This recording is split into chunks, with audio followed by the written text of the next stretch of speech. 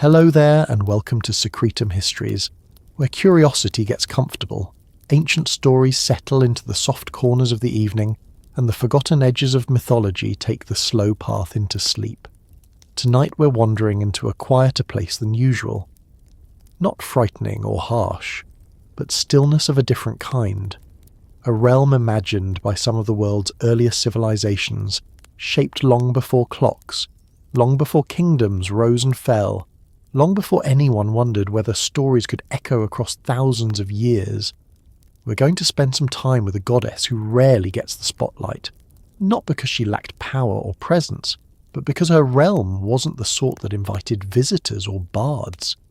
Her name was Ereshkigal, the ruler of the dead in ancient Mesopotamian belief, and although her sister Inanna became the shining symbol of life, love and victory, Ereshkigal remained in a place most mortals preferred not to think about too much. Yet she is just as old, just as significant, and in many ways more enduring. So tonight, we're going to bring her from the shadows and settle into her story slowly, gently and carefully. Before we begin, I'd love to know where you're listening from. Maybe you're in a quiet room wrapped in blankets, or perhaps you're letting this play while winding down after a long day. Whatever the time is in your corner of the world, it's a fitting moment to wander through a myth that has always lived on the boundary between endings and continuation.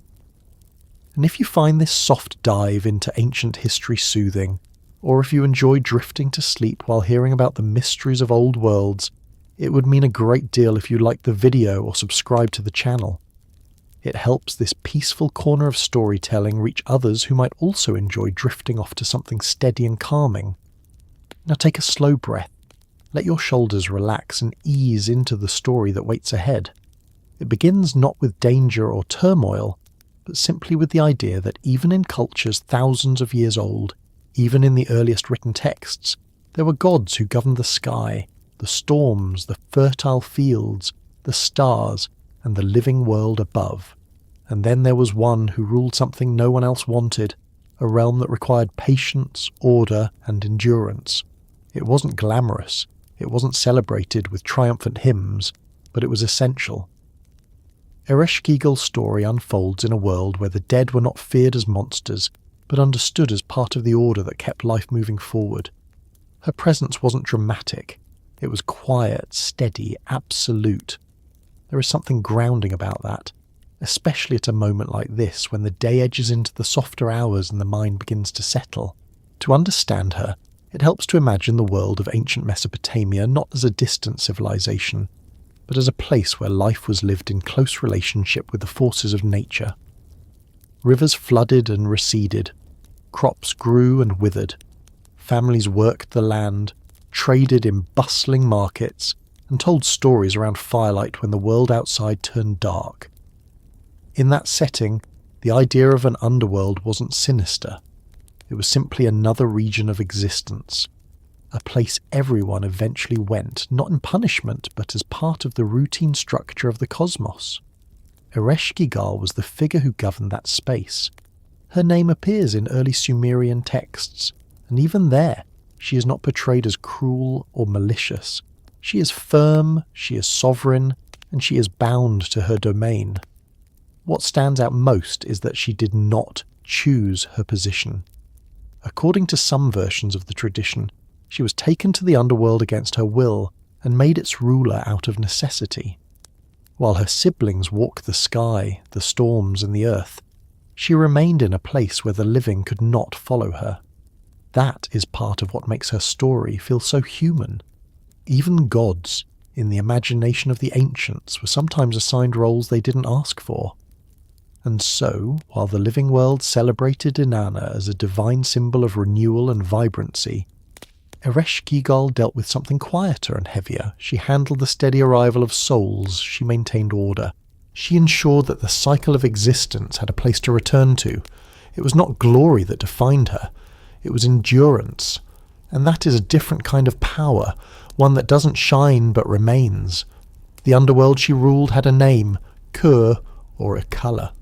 It wasn't the fiery pit imagined in later traditions, nor was it a peaceful paradise. It was a place of stillness. Dust was often described as its food, and silence as its landscape. In that realm, life didn't continue as it had above. Things slowed, movement quieted, identity dimmed, souls existed but in a muted state. Ereshkigal presided over this domain with a fixed authority. What entered did not leave unless extraordinary conditions were met. In that world of shadows, gates controlled passage, 7 of them, each one representing a threshold that guarded her territory. These gates weren't designed to frighten intruders. They were simply boundaries that ensured the living and the dead remained where they were meant to be. Mythology across cultures often imagined such borders, but in the Mesopotamian imagination, these gates were orderly, structured and deliberate. Every visitor passed through them step by step, leaving something behind at each one, shedding pieces of the identity that belonged to the world above. It is a detail that reveals how carefully the Mesopotamians imagined the transition between life and death. Nothing sudden, nothing chaotic, just a gradual movement from one state of existence to another. All of this builds the foundation for Ereshkigal's presence. She was not a wandering figure. She was stationary, rooted in her throne. Her power didn't come from conquest or charisma. It came from function. Without her, the universe would have been unfinished.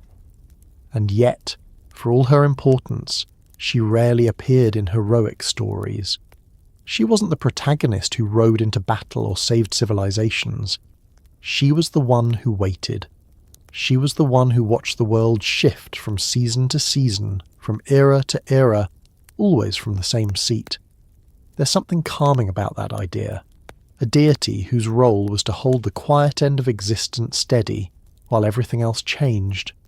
When you hear her name in old texts, it comes with a sense of gravity, not darkness, just responsibility. She was there when kings died, when farmers passed, when children grew old. Her realm didn't celebrate arrival, but it acknowledged it. Her story intersects with only a few myths directly, the most famous being the descent of her sister. Inanna, in all her radiance and triumph, once travelled to the underworld and faced Ereshkigal at her throne. The details differ across versions, but the early Sumerian text paints a clear contrast. Inanna arrives with all the symbols of power. Ereshkigal sits exhausted, grieving, and burdened. The queen of the underworld is depicted not as an antagonist, but as a figure weighed down by the endless sorrow of her domain. The suffering of the dead was her responsibility. Their arrival was constant. Their presence was unavoidable.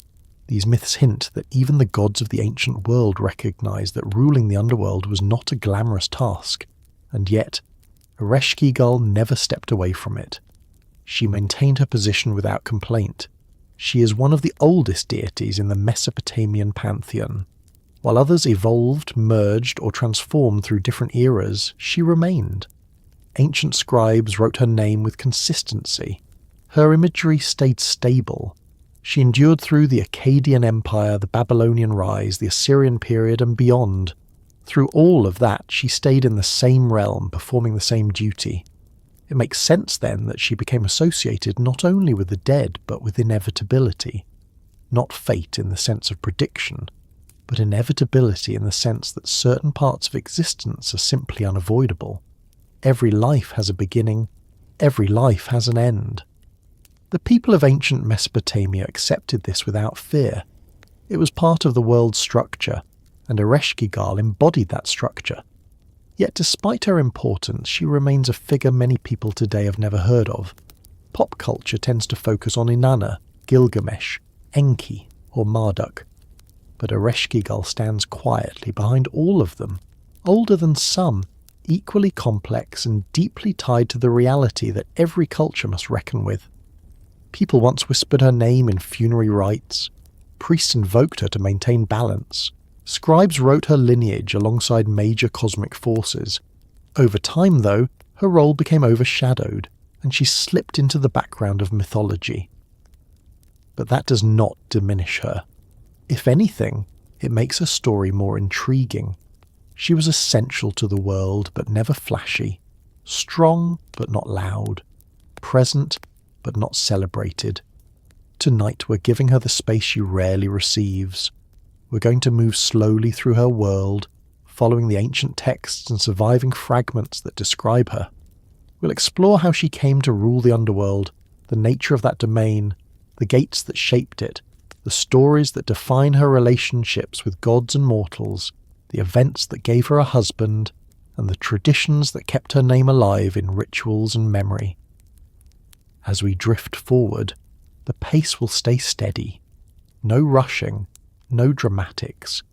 Just a calm walk through some of the oldest myths humanity ever recorded. Because even in a realm imagined for the dead, there is structure, purpose, and a kind of quiet meaning. And in that stillness, Ereshkigal waits not as a villain, not as a monster, but as a figure who held the part of existence most people preferred to avoid. Yet without her, the world above would have had no rhythm at all. And so, our journey begins, not with a descent or a confrontation, but simply with the idea that every story has a place where endings gather. Ereshkigal ruled that place. What she became, how she endured, and why she mattered is where we'll gently move next. The story of how Ereshkigal came to rule the underworld doesn't unfold with loud drama or grand battles. It doesn't begin with triumph or even choice. Instead, it starts with the earliest layers of Mesopotamian belief, from a time when people imagined the universe as a set of regions, each belonging to a particular power.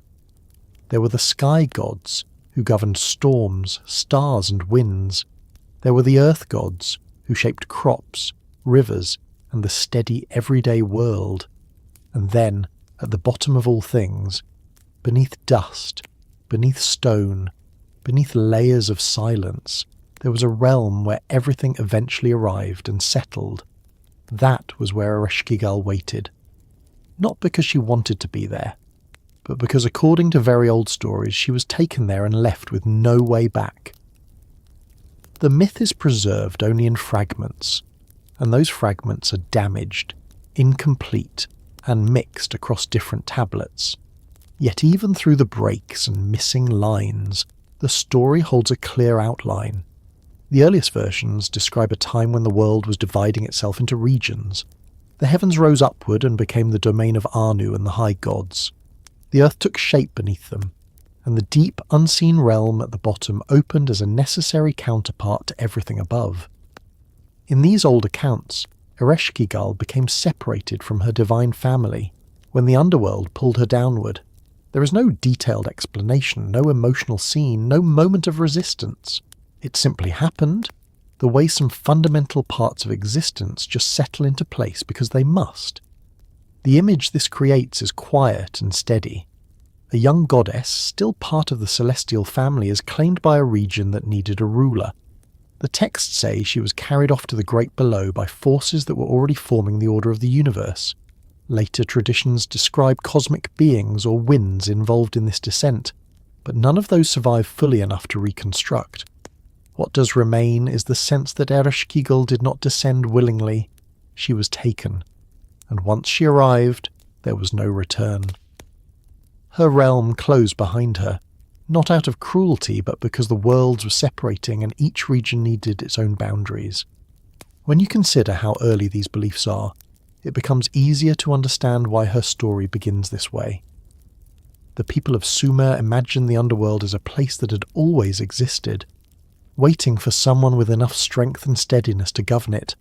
Life required structure, death required structure, and so, even in their oldest myths, someone had to take that role. Ereshkigal became that figure not through ambition, not through a test of strength, but through circumstance. And once she was there, she stayed because the balance of the universe depended on it. This origin makes her different from many other gods in the region. Most deities in Mesopotamian myth gained their roles through lineage, conflict, or achievements. Inanna became a goddess of power through her boldness and constant movement. Enlil became the ruler of the air and storms through his authority. Enki shaped wisdom and ordered the world through strategy and creativity. But Ereshkigal received her position not as a prize but as a necessity. It was a burden handed to her without warning. and unlike her siblings, she couldn't leave her realm to visit the world above or influence events. The underworld did not permit movement outward. The threshold only allowed entry. This lack of choice shaped everything she later became. The earliest hymns describe her as the Queen of the Great Below, a title that carries weight. Not queen by conquest, not queen by inheritance, but simply queen because no one else could remain there. The realm was harsh, not in the sense of punishment, but in the sense that nothing changed. No seasons, no growth, no light. A place that functioned independently of the bustling world above. A place where the souls of the dead gathered without activity or renewal. That required a ruler who could stay permanently, without seeking escape or distraction. Ereshkigal became that ruler. To see how her story took shape, it helps to think about how Mesopotamians organized their understanding of existence. They lived in an environment defined by cycles, flooding rivers, planting seasons, harvests, and the returning heat of each year. Their world moved with steady rhythms, but the underworld, in their view, was not part of those rhythms. It didn't cycle or renew, it didn't rise or fall, it remained constant. In such a place, a deity who left even for a moment would break the order of things. That idea influenced how they constructed every tale about Ereshkigal. Once she was taken, she stayed. Once she stayed, her identity became tied to permanence. Some later myths add more emotional detail, portraying her as a figure who grieved her isolation. In the Descent of Inanna, for instance, she is shown in a state of raw distress, overwhelmed by pain and responsibility. She cries out, she trembles, she experiences sorrow in a way few gods are ever shown. This aligns with the idea that her position was one she did not choose. It also shows how Mesopotamian writers understood the emotional cost of a role that required such unwavering constancy. Her isolation wasn't portrayed as villainous or cruel. It was presented as a fact that shaped her personality. Yet even though she was separated from the celestial world, she never lost her authority. The underworld recognized her completely. Every soul that entered came under her rule. The gatekeepers answered only to her. Spirits and attendants served her. Even fate, as imagined by the people of the region, bent toward her decisions. If you lived in ancient Sumer or Akkad, you didn't fear Ereshkigal. You respected her. You accepted that she held the final structure of existence. Without her, the world would have been incomplete. Life needed a place to end. Stories needed a place to settle. People understood that, and so her presence was not terrifying but steady. This is one reason why her descent is so important. It didn't just establish her role, it shaped the entire cosmology of the region. The underworld was considered a parallel to the world above, not a punishment. Souls weren't tortured. They simply existed in a quieter, dimmer version of life, and Ereshkigal ensured that everything remained in order. In this sense, her descent wasn't just the first descent, it was the model for all descents that followed. Mortals entered her realm after death. Gods who sought answers or bargains passed through the 7 gates. Even Inanna's dramatic journey downward reflects Ereshkigal's original movement, though with different consequences. When stories about the underworld mention coercion or removal, they don't portray her as helpless. Instead, they show how her acceptance of the role became her power. Kings prayed to her for judgment. Priests invoked her to maintain cosmic balance. Scribes wrote her name with reverence. Even the gods above recognized her authority. In some traditions, she controls aspects of fate that no one else can alter. She is not a tragic figure. She is a necessary one. Ancient Mesopotamian religion was practical. People didn't imagine their gods as perfect beings who made flawless decisions. Their gods argued, struggled, and faced limitations. Ereshkigal's story fits neatly into that worldview. Instead of being a goddess whose life was entirely her own, she became one whose responsibility defined her. That responsibility grounded her across centuries of belief. And because she never left her domain, she became one of the most stable figures in Mesopotamian mythology. Another important aspect of her descent is that it established a boundary no other deity could easily cross. While other gods travelled between realms, Ereshkigal's position was final. That finality gave her domain structure. Without it, the Mesopotamian cosmos would have lacked a foundation. Life above was unpredictable, shifting with drought, floods, trade patterns, and wars. The underworld was the one constant. Souls entered, nothing returned, and Ereshkigal made sure that rule held. This stability made her realm different from others. Unlike the heavens, where storms raged and winds shifted, the underworld remained unchanged. Unlike the earth, where crops grew and civilizations moved, the underworld stayed silent. This stillness may be why Ereshkigal became associated with inevitability rather than fear. She was a reminder that everything eventually found rest, not punishment, not reward, just rest. Her descent also helps explain why Inanna's story carries so much tension. When Inanna decides to visit the underworld, she walks a path her sister walked long before, but Inanna arrives with pride and symbols of power. Ereshkigal arrived with none of that. The contrast between the two reflects not only their personalities, but the difference between voluntary descent and forced separation. Inanna seeks understanding. Ereshkigal simply endured what happened to her, and that endurance became her strength. As the centuries passed, the story of her descent remained part of the foundation of Mesopotamian belief. It survived in Sumerian forms, shifted slightly in Akkadian versions, and influenced Babylonian and Assyrian texts. Even when cultures changed rulers, languages, and borders, Ereshkigal stayed exactly where she had always been. The underworld did not move, and so her story didn't either. While other gods blended, merged, or evolved, she stayed constant because her role did not allow variation.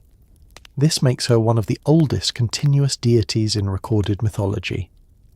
Ereshkigal appears in some of the earliest written texts humanity has ever discovered. She endured through the rise of city-states, the formation of empires, and the spread of writing. Even as later civilizations reinterpreted old myths, she remained recognizable. That endurance stems directly from her origin. When someone becomes tied to the structure of the universe, they do not fade easily.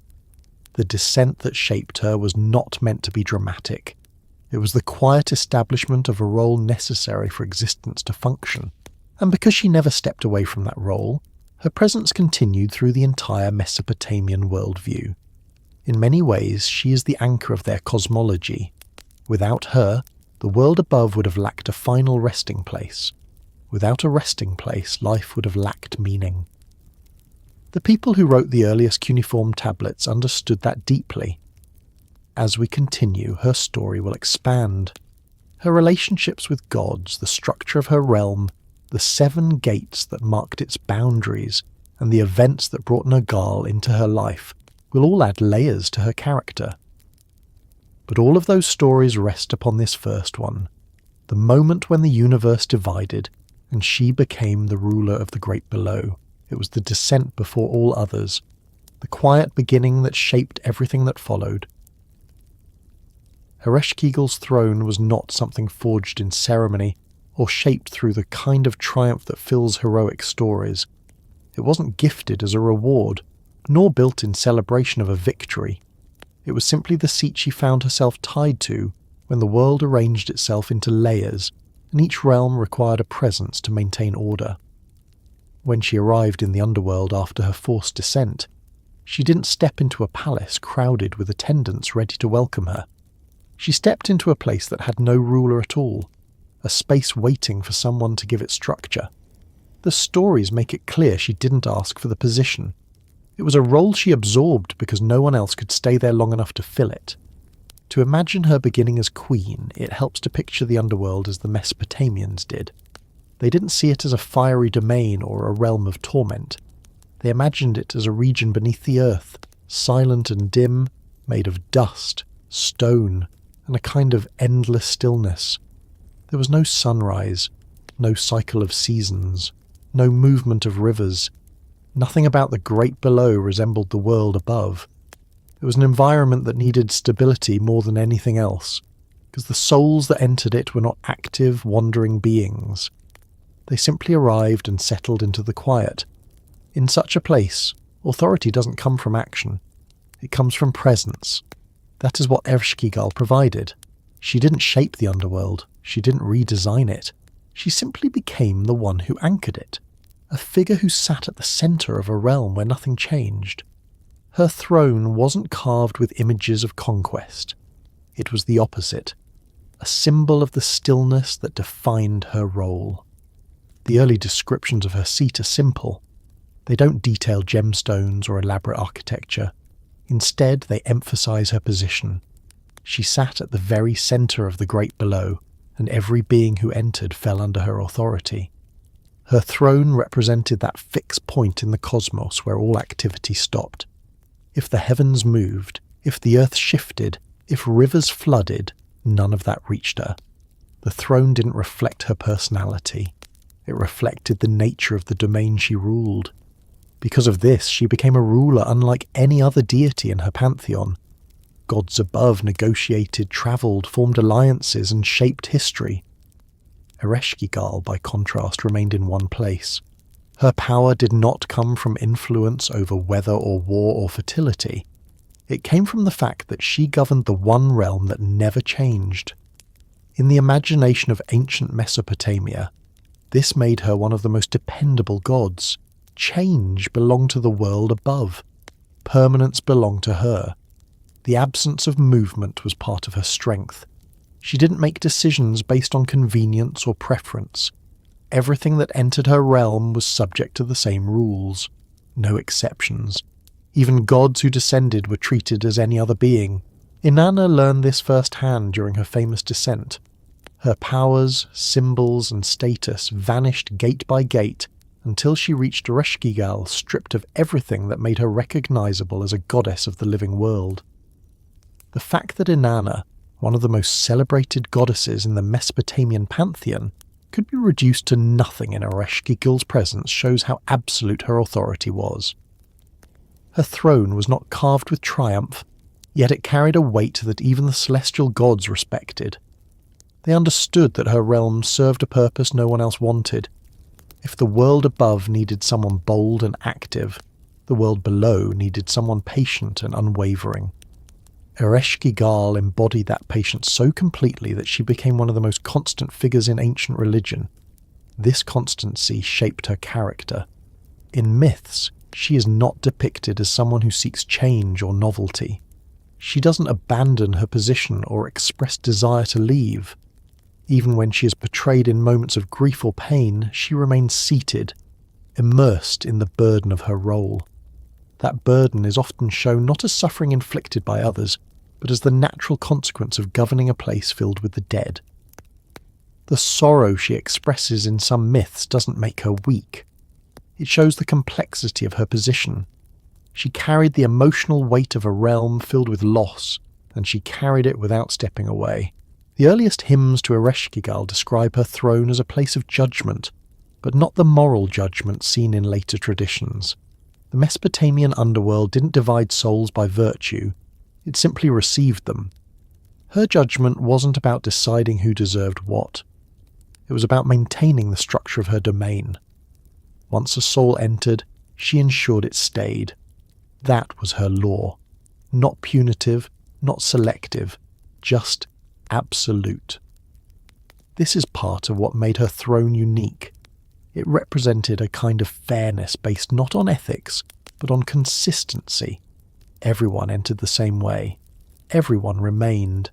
Kings, farmers, priests, merchants. In the great below, there was no hierarchy of the dead. The living world may have been filled with imbalance, but Ereshkigal's realm was level. Her throne presided over that equality. Because her throne was so tied to cosmic structure, it didn't develop the narrative embellishments that other gods' symbols did. Inanna had temples decorated with gold and lapis. Enlil had shrines elevated to emulate the sky. Enki had waterways and intricate carvings. Ereshkigal had something much simpler. Her realm didn't contain wealth or adornment. It contained stillness. Her throne reflected that stillness in every description. It's also significant that her throne wasn't shared. While many gods participated in councils or collaborated on decisions, Ereshkigal ruled alone before Nergal entered her story much later. That solitude didn't make her powerless. It reaffirmed that she did not need support to govern her domain. When other gods entered her realm, even high gods, they were subject to her authority. They followed her rules. They bowed to her structure. That kind of influence didn't depend on followers or worship. It depended on the nature of the universe itself. Her throne also explains why she rarely appears in myths outside of the underworld. Unlike other deities who visited cities, helped heroes, or intervened in daily life, she remained apart from the living world. People prayed to her in funerary rituals, not agricultural ones. They invoked her for safe passage of the dead, not for success in battle. Her influence was constant but distant. A presence everyone acknowledged but few described in detail. This distance didn't make her irrelevant, it made her essential. In societies where life was unstable, subject to droughts, floods, disease and conflict, Ereshkigal represented the one predictable part of existence. Everyone knew where they would end up. You could never predict what the gods of heaven might do. You could never fully understand the whims of storms or the movements of kings. But you could always count on the underworld to receive the dead and keep them in order. That reassurance, even if somber, was vital. Her throne also represented separation. It marked the boundary between the living and the dead. The Mesopotamians believed that the dead should not return to the world above. If they did, it meant disorder. Rituals involving offerings and libations were designed to keep the dead satisfied, ensuring they remained in Ereshkigal's realm. When those rituals were neglected, stories described the dead growing restless, but even then, it was Ereshkigal who governed them, preventing chaos from spreading upward. Her authority over the spirits made her throne more than a symbolic seat. It was an anchor that kept the worlds apart. The 7 gates leading into the underworld existed because of her throne. They weren't defensive structures, they were part of the transition. Each gate required the visitor to remove an item or attribute. Crowns, jewellery, weapons, clothing. This stripping away wasn't punishment. It was preparation. Each layer left behind the world above. Each gate aligned the visitor with the silence of the underworld. By the time anyone reached Ereshkigal, they resembled the dead more than the living. Her throne was the final point in that transformation. When Inanna arrived during her descent, she reached Ereshkigal without anything that marked her as a powerful goddess. She stood before her sister as an equal to any other being who entered the realm. That is the power of Ereshkigal's throne. It neutralized all differences. It removed the influence of other gods. It erased hierarchies. No one, mortal or divine, kept their authority at those gates. The moment Inanna stands before her sister is often interpreted as a confrontation, but in the context of Ereshkigal's role, it is simply the natural result of approaching a throne that governs the stillest region of the cosmos. Inanna's symbols of life could not function there. Ereshkigal didn't defeat her. The realm itself did. This dynamic reveals another part of Ereshkigal's identity. She did not need to perform feats of strength to establish authority. She didn't shout commands or demand allegiance. Her rule was built into the nature of her domain. That is why her throne could exist without celebration. Its power did not depend on recognition. It depended on the structure of existence. Her solitude also shaped her relationship with emotion. In texts where she appears expressing grief or exhaustion, these emotions feel authentic. They reflect someone who carries a responsibility that cannot be shared. When Inanna dies in the underworld, for example, Ereshkigal responds with cries described in a way that resembles labour pains. The imagery is striking not because it portrays suffering, but because it reveals how rarely she interacts with others. The moment forces her into contact, and the emotional impact is intense. Her throne didn't protect her from feeling. It protected her from distraction. She bore the constant flow of the dead with quiet endurance. Ancient people understood that such endurance had weight.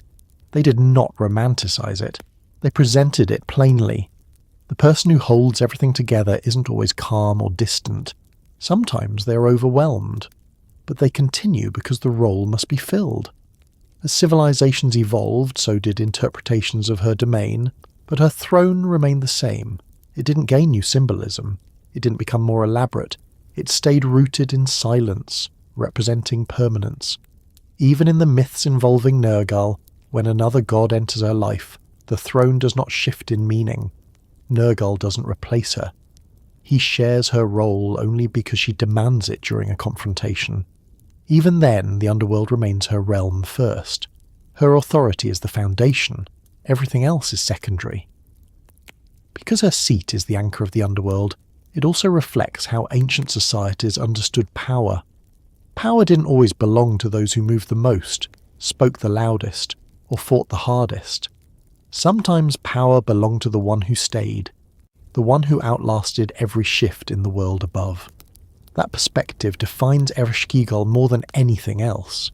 She was not forgotten because she lacked importance. She was forgotten because her importance was quiet. Her throne, carved from silence, represents that quiet. It isn't decorated. It isn't described with pride. It simply exists, like the underworld itself, a necessary part of the cosmos, a constant presence that doesn't change even as centuries pass. As we move forward into her story, her relationships with other gods and the structure of her realm will deepen this understanding, but everything begins with this seat she never asked for. A throne carved from silence, a role accepted because someone had to fill it. A queen not chosen by ambition or celebration, but by the structure of the universe settling into place. The underworld of ancient Mesopotamia wasn't imagined as a single open space, but as a realm layered with boundaries. These boundaries didn't exist to frighten or punish. They existed because the great below required structure. The living world was filled with motion, noise, and shifting priorities. The underworld was built on the opposite principle. Nothing rushed, nothing changed, nothing moved unless it had a reason to. And because of that, the path into Ereshkigal's domain was marked by 7 gates, each one serving a purpose that was practical, methodical, and entirely consistent with how the people of Sumer and Akkad understood the journey into death. The gates didn't tower like the elaborate entrances of later mythologies. They weren't forged with flames or guarded by monstrous creatures whose job was to terrify intruders. Instead, they acted as controlled points of transition. To enter the great below was to move through these gates one by one, surrendering something at each threshold. It wasn't a negotiation or a test. It was simply procedure. Just as the living world had rituals for birth, marriage, and harvest, the underworld had rituals for arrival. When texts describe the first of the 7 gates, they mention a gatekeeper known as Neti. Neti wasn't a threatening figure. He was the one who enforced the rules of passage. His presence shows that the underworld, despite its silence, was organized. Every soul that entered moved through a system that had function and order. Nothing about the process depended on emotion or personal judgment. It was the same for everyone. King, labourer, hero, stranger, even gods. The gates appear most clearly in the story of Inanna's descent, but their meaning extends far beyond that single narrative. Inanna's journey simply preserves details that would have applied to any being who approached the underworld. She arrived wearing symbols of authority and identity, her crown, jewellery, garments, and divine ornaments. At each gate she was instructed to remove one item, not because Ereshkigal demanded humility, and not because the gatekeepers wished to test her. The removal was a requirement of the realm. It's important to understand why items were removed at each gate. The ancient Mesopotamians saw life and death as separate states. You didn't enter the underworld as the person you were above. You crossed over as a simplified version of yourself, a form stripped of worldly attachments. That's why the gates worked the way they did. They peeled away everything connected to life, wealth, status, protection, identity, until nothing remained but the essential being. Only then could a soul continue. Each gate functioned like a checkpoint. It was not a place of danger, but a place where transition took shape.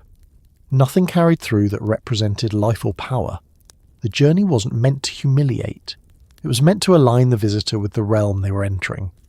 The same principle shaped funerary practices. Offerings to the dead weren't given to maintain status. They were given so the dead could exist comfortably within a muted world where nourishment came in symbolic forms rather than physical ones. Because the underworld was silent and unchanging, the gates ensured that nothing disruptive entered.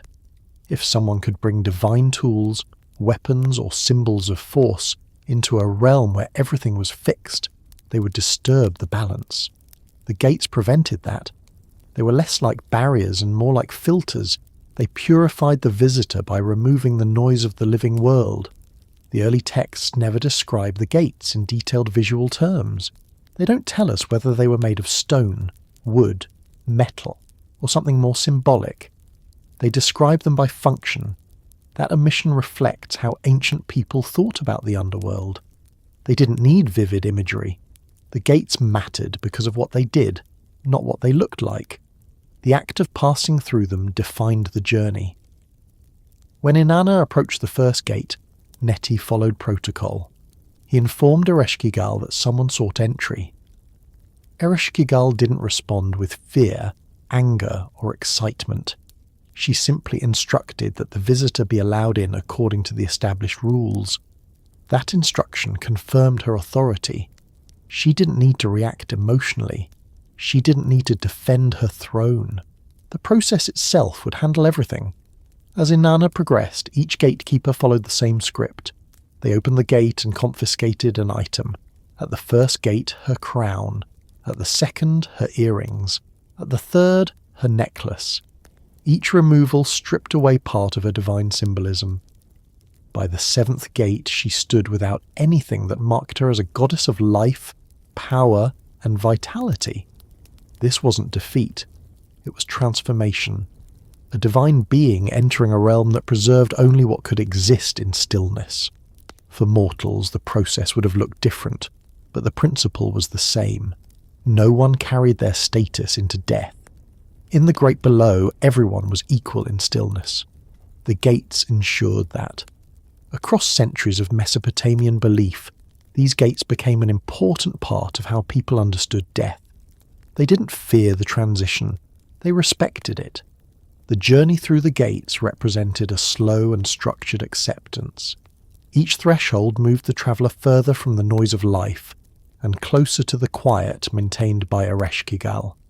There's something notable in the number 7 as well. In Mesopotamian culture, 7 often marked completeness. The 7 days of certain rituals, the 7 heavens in some interpretations, the 7 judges of the underworld. The structure was meaningful not because of mystical symbolism, but because it represented a full and orderly sequence. The gates formed a complete transition, not abrupt or chaotic. The presence of a gatekeeper at each level emphasized that the underworld wasn't a place of confusion. It was a realm where things happened in a predictable manner. This was reassuring to ancient societies that faced uncertainty in daily life. The underworld, for all its silence, was structured. The living world might experience storms, conflict, crop failure, or disease. But the underworld operated with consistency. The gates ensured that. Even the gods respected the gates. In myths where deities had to enter the underworld, they followed the same rules. There were no shortcuts, no divine exceptions. That consistency reinforced Ereshkigal's authority. Her realm didn't bend to the influence of others, it maintained its own order. One of the interesting details about the gates is that once you passed through them, there was no simple way back. They opened inward. They did not open outward unless a special circumstance occurred, usually through intervention from another deity or a carefully negotiated release.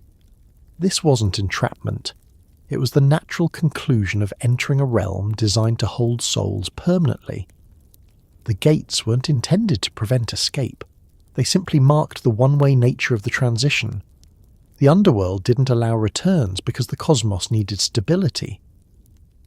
If souls could drift between realms, the boundary between life and death would blur. The Mesopotamians valued boundaries. Their world depended on clear separations, day and night, flood and drought, life and death. The gates embodied that separation. The gates also influenced how people imagined the journey of the dead. They pictured souls moving steadily downward, passing each threshold with acceptance. There were no heroic battles to reach the afterlife, no frantic escapes from judgment. There was simply a journey into quiet. This made their view of death different from many later cultures. It wasn't terrifying, it was orderly. In rituals, references to the gates often appeared in prayers for safe passage. Families hoped the dead would pass through all 7 gates without difficulty, arriving peacefully in Ereshkigal's realm. The act of naming the gates in funerary incantations gave comfort. It acknowledged that the dead had a path to follow. They weren't lost, they weren't wandering, they were moving through a known structure.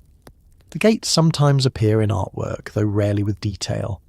They are shown as simple doorways or arches. The art never emphasizes their physical form. The focus stays on the process of stripping away identity and entering the realm. That focus reflects a worldview where death was not about losing meaning. It was about transitioning into another form of existence. In addition to their role in the journey of the dead, the gates shaped the myths involving living gods who entered the underworld. Stories often begin with a god deciding to descend, followed by instructions to approach the gates, wait for them to open, and surrender something valuable. Even gods had to experience a kind of levelling. Whether it was Inanna, Nergal, or a divine messenger, each arrival followed the same steps. This reinforced the idea that Ereshkigal's domain was not governed by negotiation. It followed rules that applied to everyone. The stripping of items at the gates also carries psychological meaning. The Mesopotamians understood that identity was tied to possessions, titles, and external signs of power. By removing those items, the gates ensured that the underworld received only the essential self. That perspective appears in burial practices. People placed items in graves not because they believed the dead would retain their earthly authority, but because they believed symbolic comfort mattered even as identity faded in a muted realm. The consistency of the gates across multiple eras of myth shows how deeply this structure was integrated into the culture. Even when myths shifted or gods changed prominence, the gates remained. They became a fundamental part of how people understood Ereshkigal's authority. Her throne rested at the end of this path. The gates led directly to her, and by the time a visitor arrived, they were no longer what they had been. This transformation made her judgment predictable and impartial. She wasn't influenced by the visitor's rank or reputation. By the time they reached her, those things no longer existed. This gave her a different kind of power from other gods. She didn't need armies. She didn't need storms or weapons. She ruled through inevitability. The journey through the gates prepared every visitor to meet her on equal terms. Because her realm began where the gates ended, Ereshkigal never needed to leave her throne to enforce her rules. The gates did that for her. They acted as the mechanism that kept the underworld stable. When storytellers described her, they didn't depict her walking the realm or patrolling its borders. She didn't pace or wander. She remained seated because the gates ensured that nothing unpredictable entered. This stability influenced the myths involving Nergal later on. When he arrived at the gates, he too was stripped of power. Even a god associated with war and plague couldn't bypass the structure.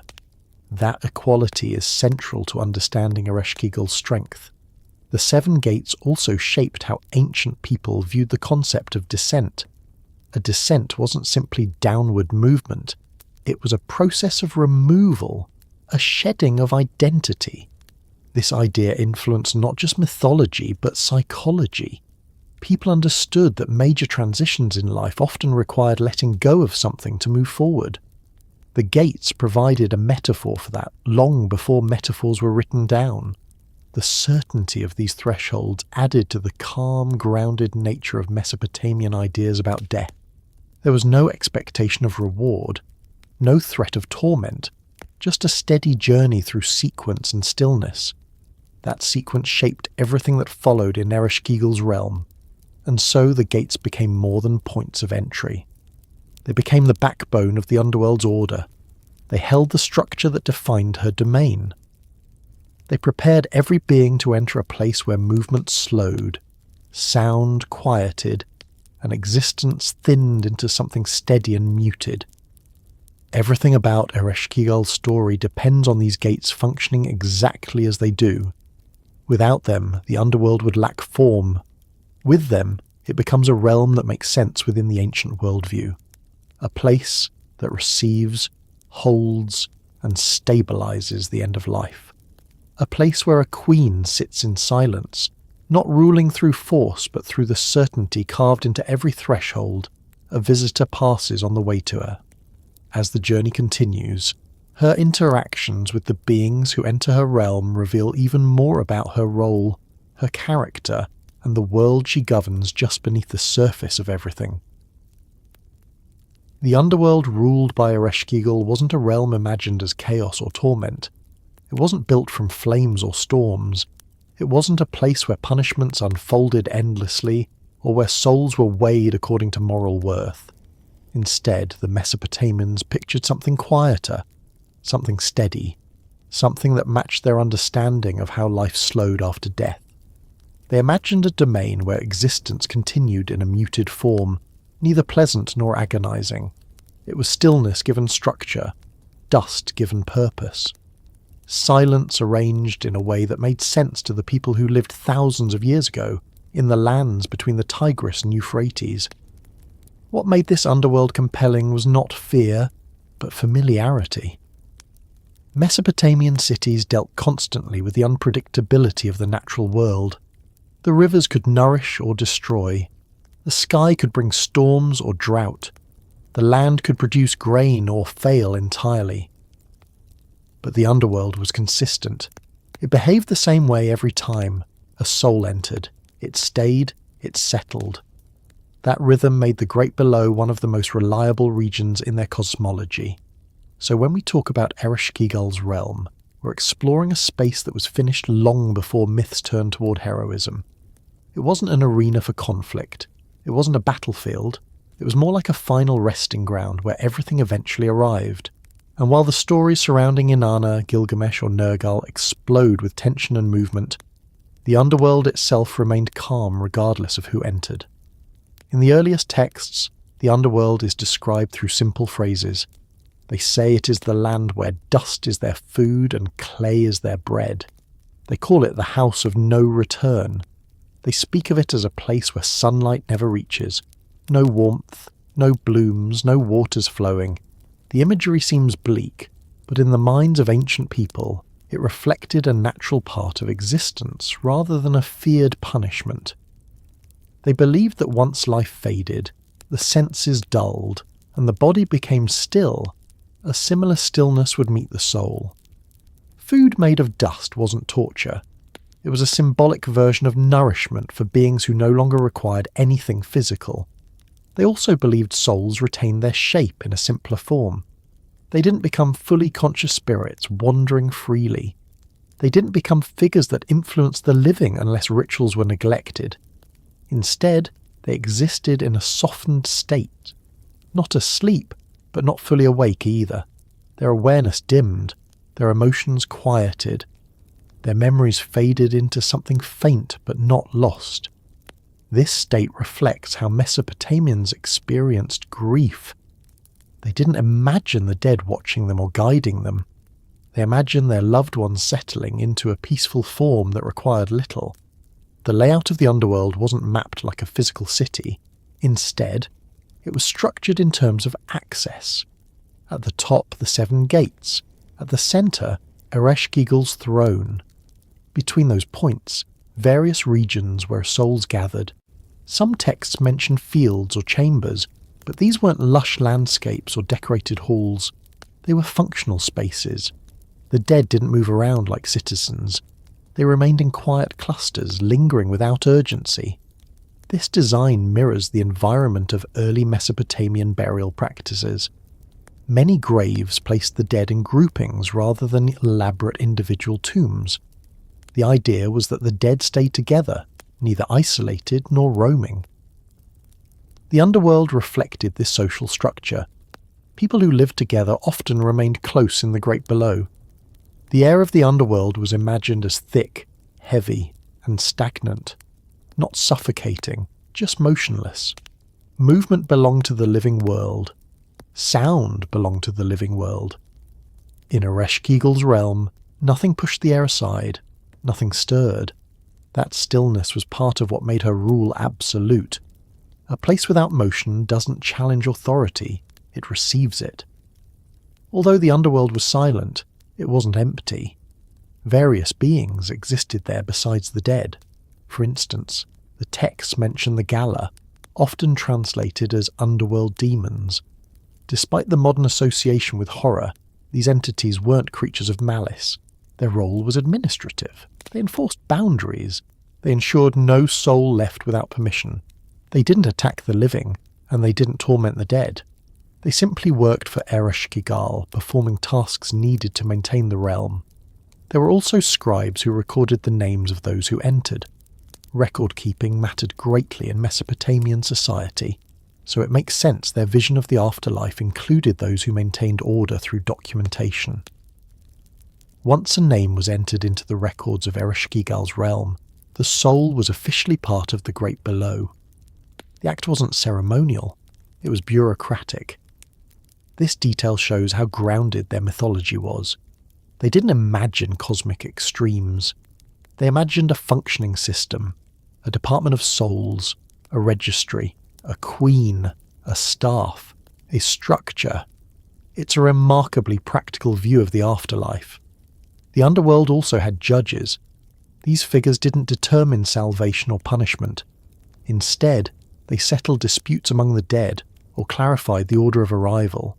If someone died unexpectedly or under unusual circumstances, the judges might determine where they belonged in the realm's layout. Their purpose wasn't to separate good from bad, it was to maintain fairness. Ancient people believed deeply in fairness, though not in the moral sense we associate with modern concepts of justice. Their fairness was about balance, not reward.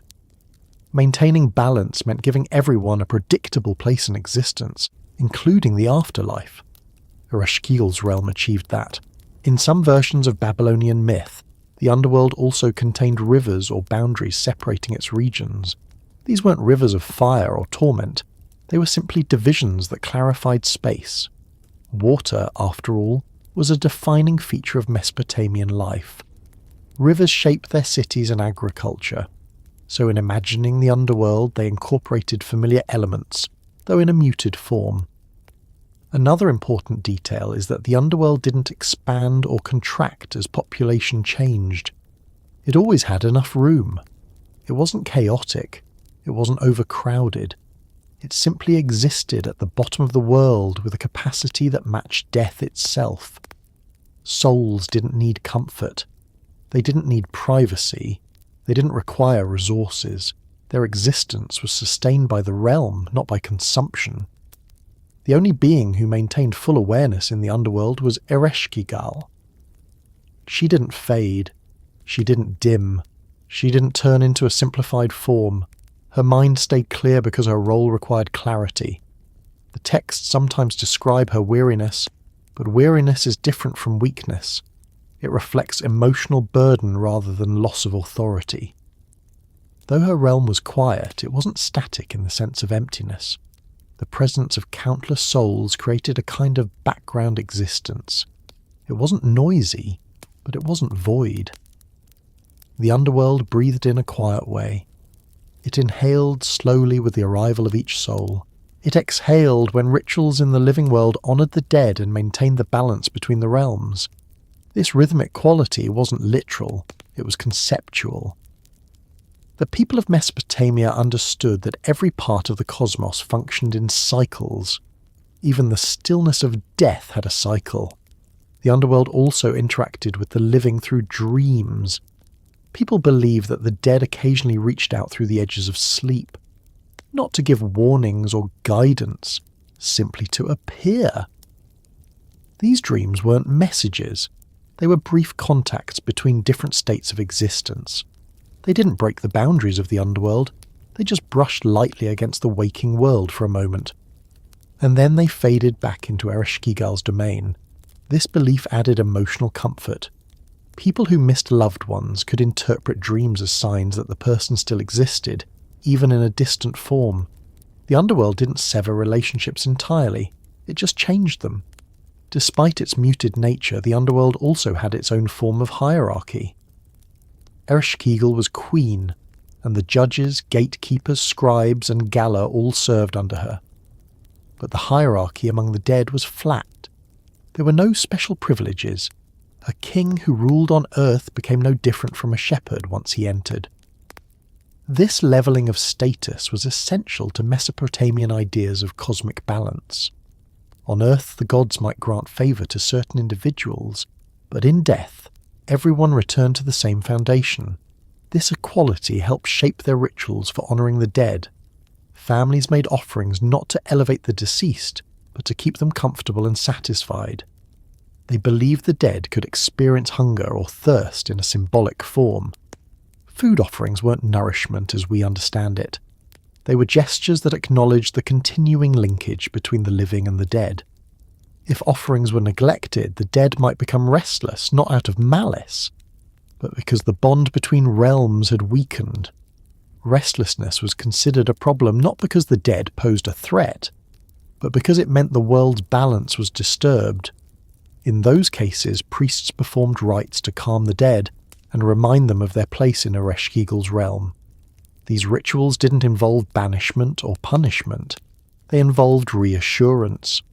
The presence of these rituals revealed something important. Even though the underworld was distant, it wasn't isolated from the living world. The two realms remained connected through memory, offerings, and respect. Ereshkigal's authority extended into this connection. She governed the dead, but she also oversaw the proper boundaries between the living and the dead. When those boundaries weakened, she was the one who ensured they were restored. One of the most important features of her realm was that it was final. Souls did not cycle back into life. Rebirth wasn't part of Mesopotamian belief.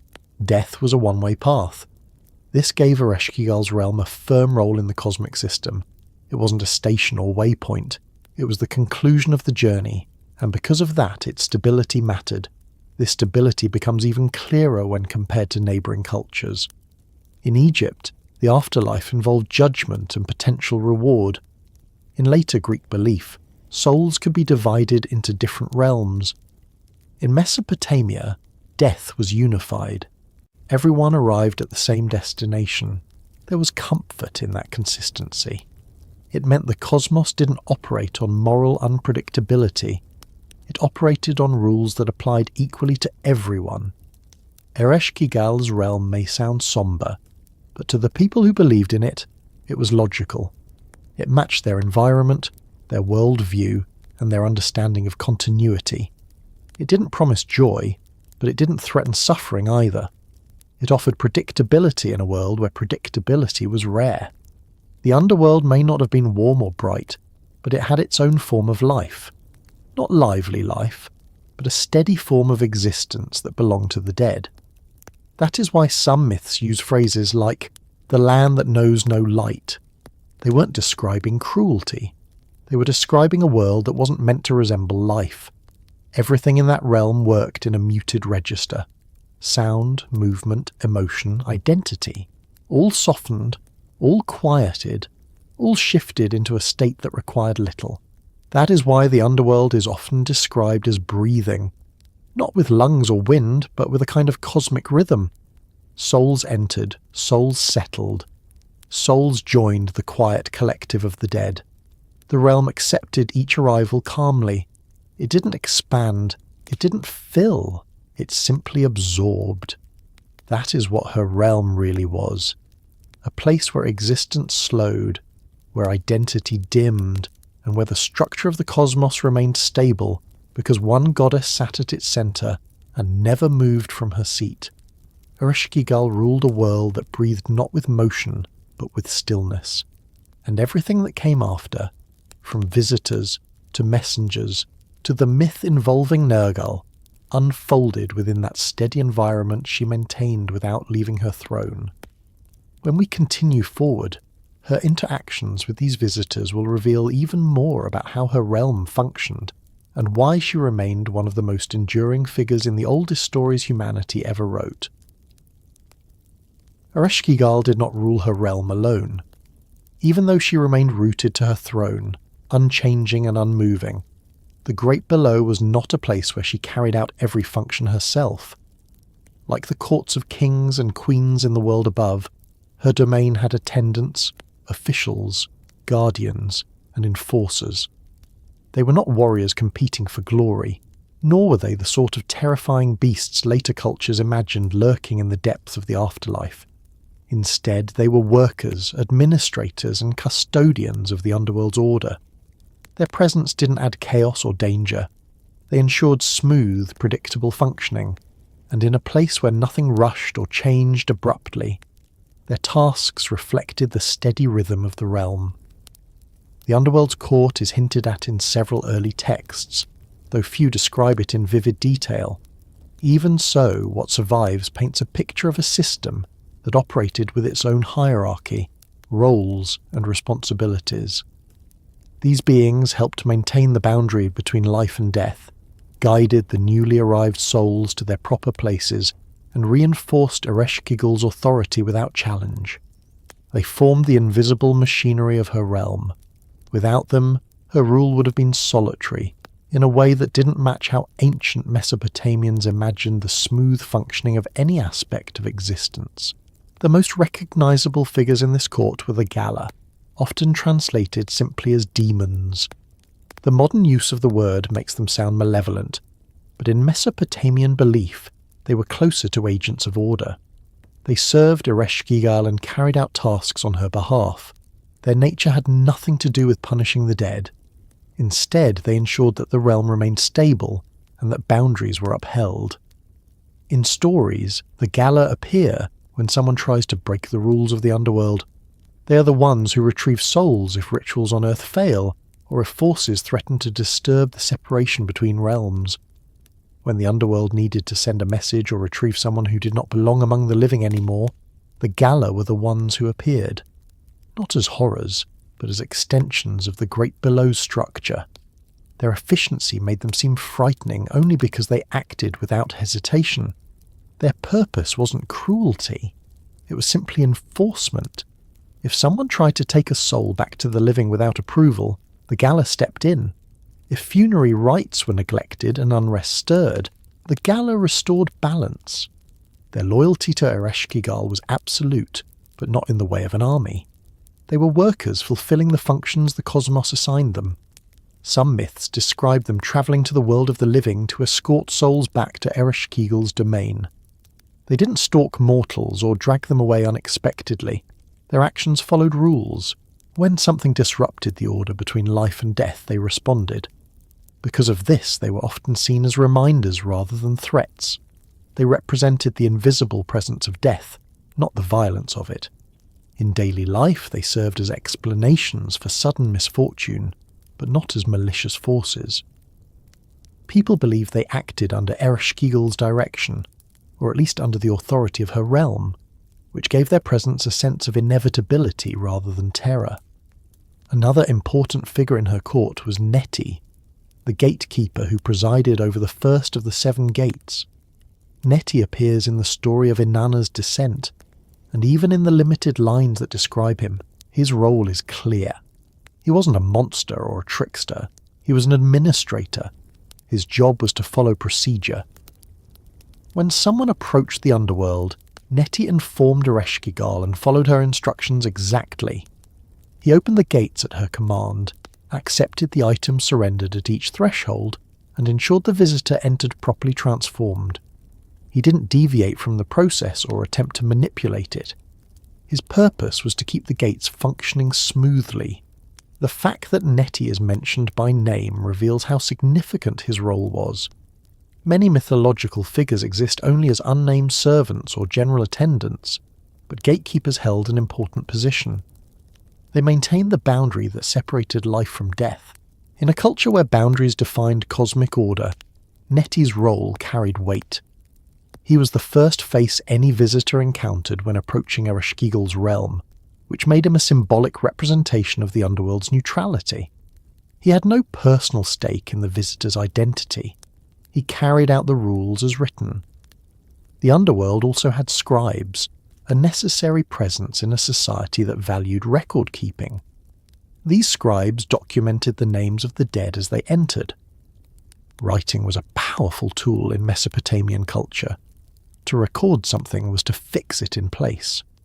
And so, when a name was written in the tablets of the underworld scribes, the soul's entry became official. It was an act of administration, not ceremony.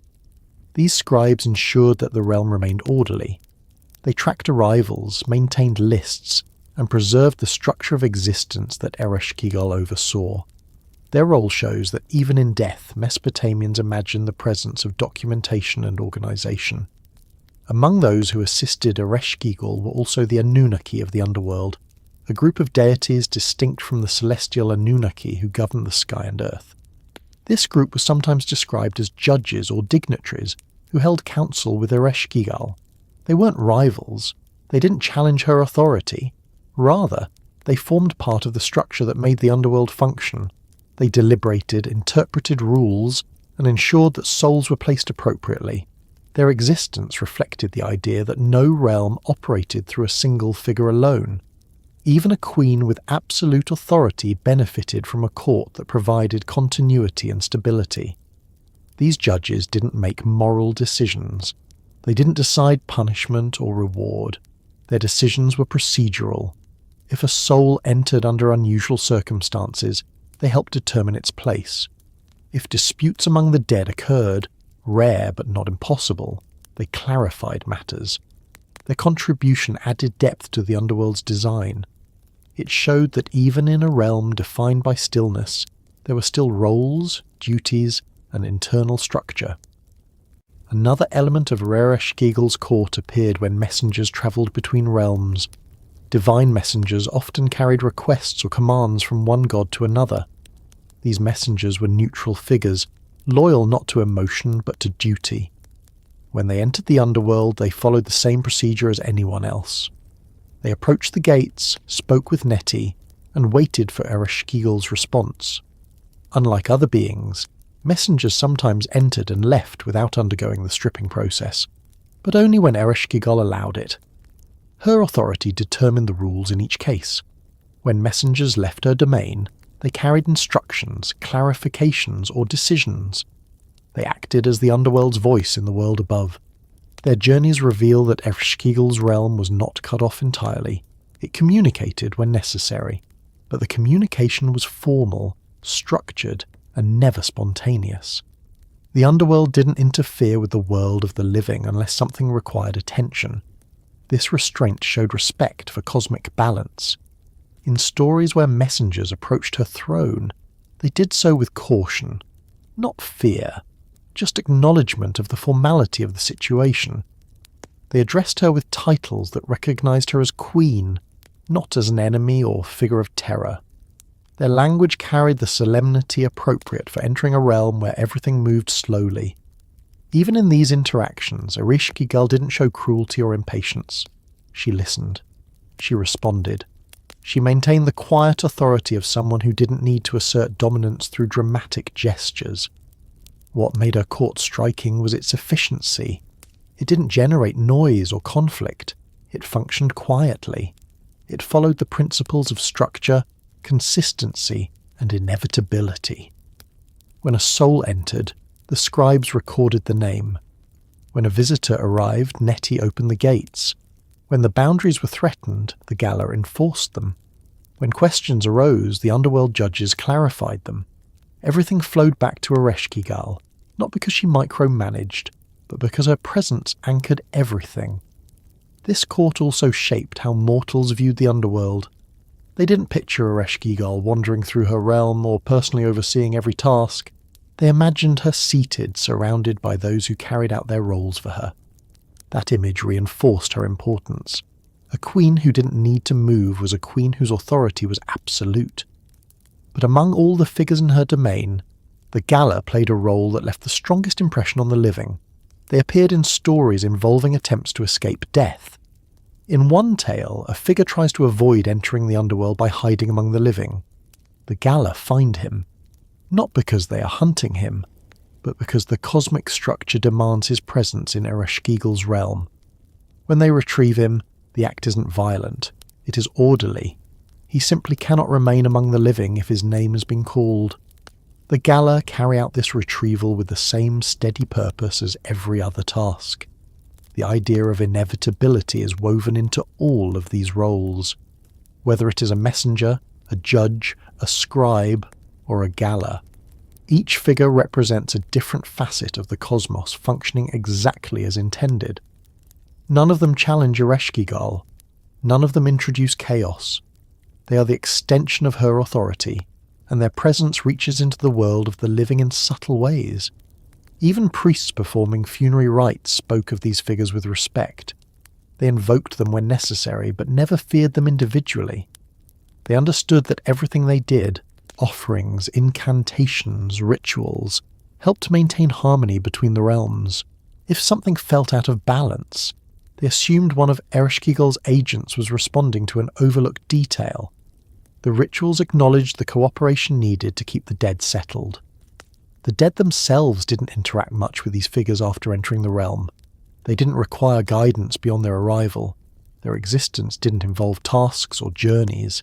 They simply remained in the realm, preserved in a state that didn't require movement or oversight. The court existed for the functioning of the realm, not for managing the daily lives of the dead.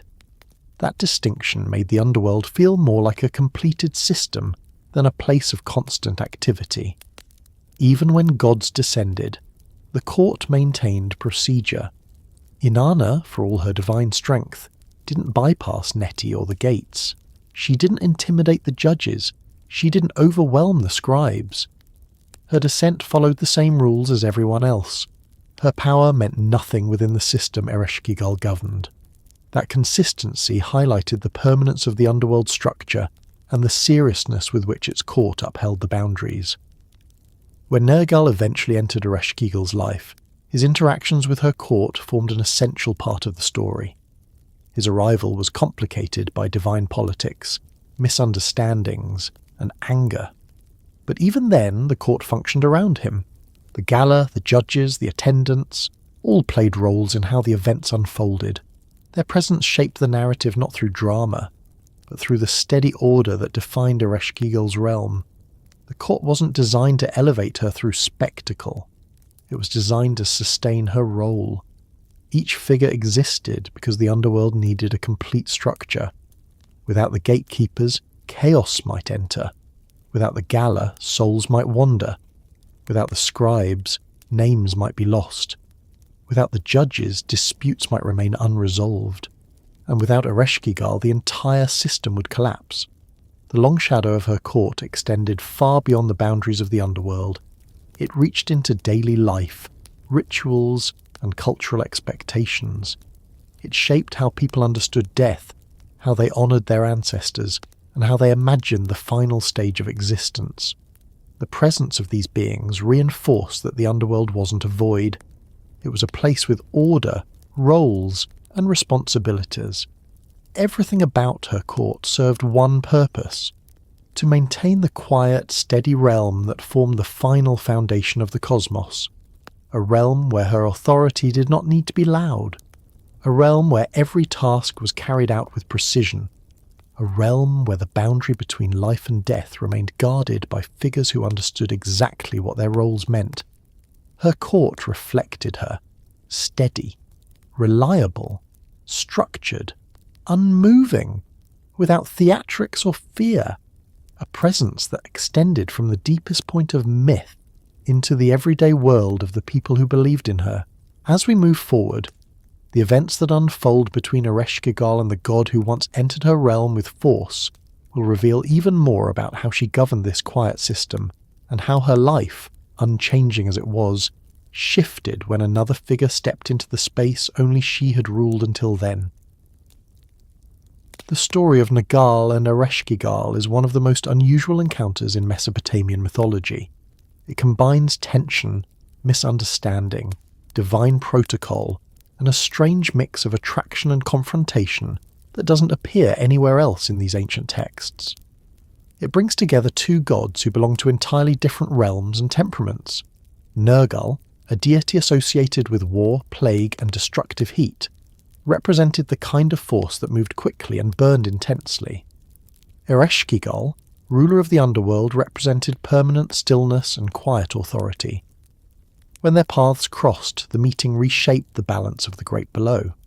Not through conquest or overthrow, but through a slow unfolding of events that began with a simple absence: Ereshkigal's inability to leave her throne. The earliest versions of the tale begin with a gathering of the gods above. A feast was held, and deities from across the heavens and earth attended. Food was shared, songs were performed, and decisions about the cosmos were discussed among them. But Ereshkigal, bound to her realm, could not come. The underworld did not permit her to leave.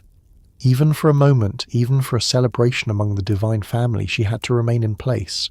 Her absence did not go unnoticed, and out of respect, the gods sent a portion of the feast down to her through a messenger. What seems like a small gesture becomes the catalyst for the entire story. When the messenger arrived in Ereshkigal's throne room, he delivered the portion of food and drink meant for her. This should have been a simple act, but the story began to turn because the messenger was not treated as an ordinary visitor. He was greeted with gratitude, and according to some versions, Ereshkigal expressed warmth toward him. Not affection, but appreciation. She acknowledged his role, welcomed him respectfully, and showed the kind of recognition rarely described in stories about the underworld. When he returned to the gods above, he reported this, and among those listening was Nergal. Nergal's first involvement wasn't shaped by love or rivalry. It came from insult, though not from Ereshkigal herself. The story says Nergal offended the messenger who had visited her by refusing to rise in his presence. It was a breach of etiquette, and in a divine council, even small breaches carried meaning. The messenger took this insult personally and reported it to Ereshkigal. This detail matters because it shows how sensitive the balance between realms could be. A small act of disrespect didn't threaten her throne, but it disturbed the system, and disturbances required responses. When Ereshkigal heard about Nergal's behaviour, she demanded that he be sent to her for judgment. It wasn't a request for conflict, it was a matter of cosmic order. She expected him to descend and face the consequences of his disrespect. The gods above discussed this demand. They didn't deny Ereshkigal's authority. They acknowledged it fully. And so, Nergal began his journey to the underworld, not as a conqueror, and not yet as a partner, but as someone answering a summons. Before Nergal left for the underworld, the god Ea gave him instructions to help him survive the journey. Ea was known for his understanding of cosmic rules, and he understood the dangers of entering Ereshkigal's domain unprepared. He told Nergal how to pass the 7 gates, how to behave in the presence of Ereshkigal, and how to avoid being held permanently in the great below. Ea's instructions weren't meant to help Nergal defy Ereshkigal. They were meant to protect him from the irreversible nature of her realm. Nergal descended to the first gate where Neti greeted him. The same process that stripped Inanna of her divine symbols awaited him, but Ea's instructions allowed him to pass through without losing everything at each threshold. The journey was still formal, still controlled, still governed by Ereshkigal's rules. Even a god associated with ferocity and destruction had to comply. When Nergal reached Ereshkigal's throne room, the stories say she saw him and reacted strongly. The reaction differs depending on the version of the myth. In one, she looked at him with desire so intense that she invited him to share her bed. In another, she simply recognized his presence as significant, and he became part of her life through the events that followed. What unites all versions is the idea that something about Nergal broke through her isolation. She didn't see him as a threat. She saw him as someone who brought a presence unlike any she had known in her long, still rule. Nergal stayed with her for several days, sometimes 6, sometimes 12, depending on the version. During this time, their relationship formed. It wasn't described in romantic terms the way later stories might imagine it, but it was meaningful within the framework of their world. Ereshkigal experienced companionship for the first time. Nergal experienced a realm that did not bend to his force but accepted his presence. Their interactions weren't driven by emotion alone. They were shaped by the structure of the cosmos, as though their union filled a gap the universe itself recognized. But the story then turned sharply. Ea had warned Nergal not to eat certain foods in the underworld, and not to commit himself fully to any relationship there. Nergal eventually left Ereshkigal's domain without saying farewell, using the instructions Ea gave him to escape the pull of the great below. His departure wasn't just unexpected, it was devastating. For the first time in her existence, Ereshkigal had experienced the presence of someone who shared her space, her emotion, and her solitude. When Nergal vanished, the loss struck her deeply. In the myths, Ereshkigal's sorrow became overwhelming. Some versions describe her weeping, others describe her falling ill with grief, still others portray her crying out so loudly that the heavens themselves shook. This display of emotion wasn't a sign of weakness. It was the natural result of an interruption to her isolation, one she hadn't chosen or expected. For a goddess who endured thousands of years of solitude, Nergal's departure reopened a wound she had never voiced. She demanded that the gods send him back, not for punishment, not out of vengeance, but out of need. She expressed her distress openly, something gods almost never did in the surviving literature. She admitted that she could not return to her throne stillness without him. That vulnerability made the gods above reconsider their earlier decision. Her power remained absolute, but her emotion added weight to her demand. Ea, faced with her grief, changed his approach. He advised the gods to return Nergal to her, but not as a criminal or a visitor. Instead, he suggested that Nergal go willingly, this time not under legal compulsion but with purpose. When Nergal agreed, he descended again. But his second journey was different from the first. He no longer descended as someone avoiding punishment. He descended to join her. In this version of the story, Nergal entered the underworld with determination. When he reached Ereshkigal, he embraced her. In some accounts, he seized her by the hair and dragged her from her throne, but this episode is debated among scholars. The aggressive interpretation likely emerged in later retellings. Earlier texts suggest something simpler. Nergal approached her not as an enemy, but as someone ready to share her position. Instead of a violent act, it was a symbolic acceptance of authority, a gesture that signalled he wasn't leaving again. Their union didn't resemble romance in the modern sense, it resembled partnership. Nergal became the co-ruler of the underworld, sharing Ereshkigal's throne but not diminishing her role. His fiery nature complemented her stillness. His force balanced her constancy. Together they represented a unity of motion and quiet, destruction and permanence, heat and dust. Their pairing made the underworld whole in a way it had never been before. The idea of a god of war joining the queen of the dead may seem unusual, but it makes sense within Mesopotamian cosmology. War brought death, plague brought death, heat brought death. Nergal's presence in the underworld closed a logical circle. He didn't dominate Ereshkigal. He didn't overshadow her. He simply joined her as a figure whose functions belonged naturally to the realm she governed. Their union also helped explain how the underworld maintained its power. Ereshkigal ruled through stillness, order, and inevitability. Nergal added the force of transition, the moment when life ended and descent began. The underworld received souls because life required an end. Nergal represented that ending. Ereshkigal represented what came after. Together, they oversaw the entire process, from the moment death occurred to the moment a soul settled into the great below. This partnership did not erase their individuality. Ereshkigal remained the central figure of the underworld. Nergal's presence supplemented her role but never replaced it. He acted as her counterpart, not her superior. Their story reflects the Mesopotamian belief that balance mattered more than dominance. The cosmos functioned when contrasting forces aligned. After Nergal's return, the myths describe them ruling together without further conflict. Their union didn't produce dramatic stories or epic battles, it simply completed the structure of the underworld. Ereshkigal remained its queen. Nergal became its king. Their cooperation ensured that the realm functioned smoothly. The story of Nergal's journey is significant not because it ends in triumph, but because it transforms the underworld into a more complete system.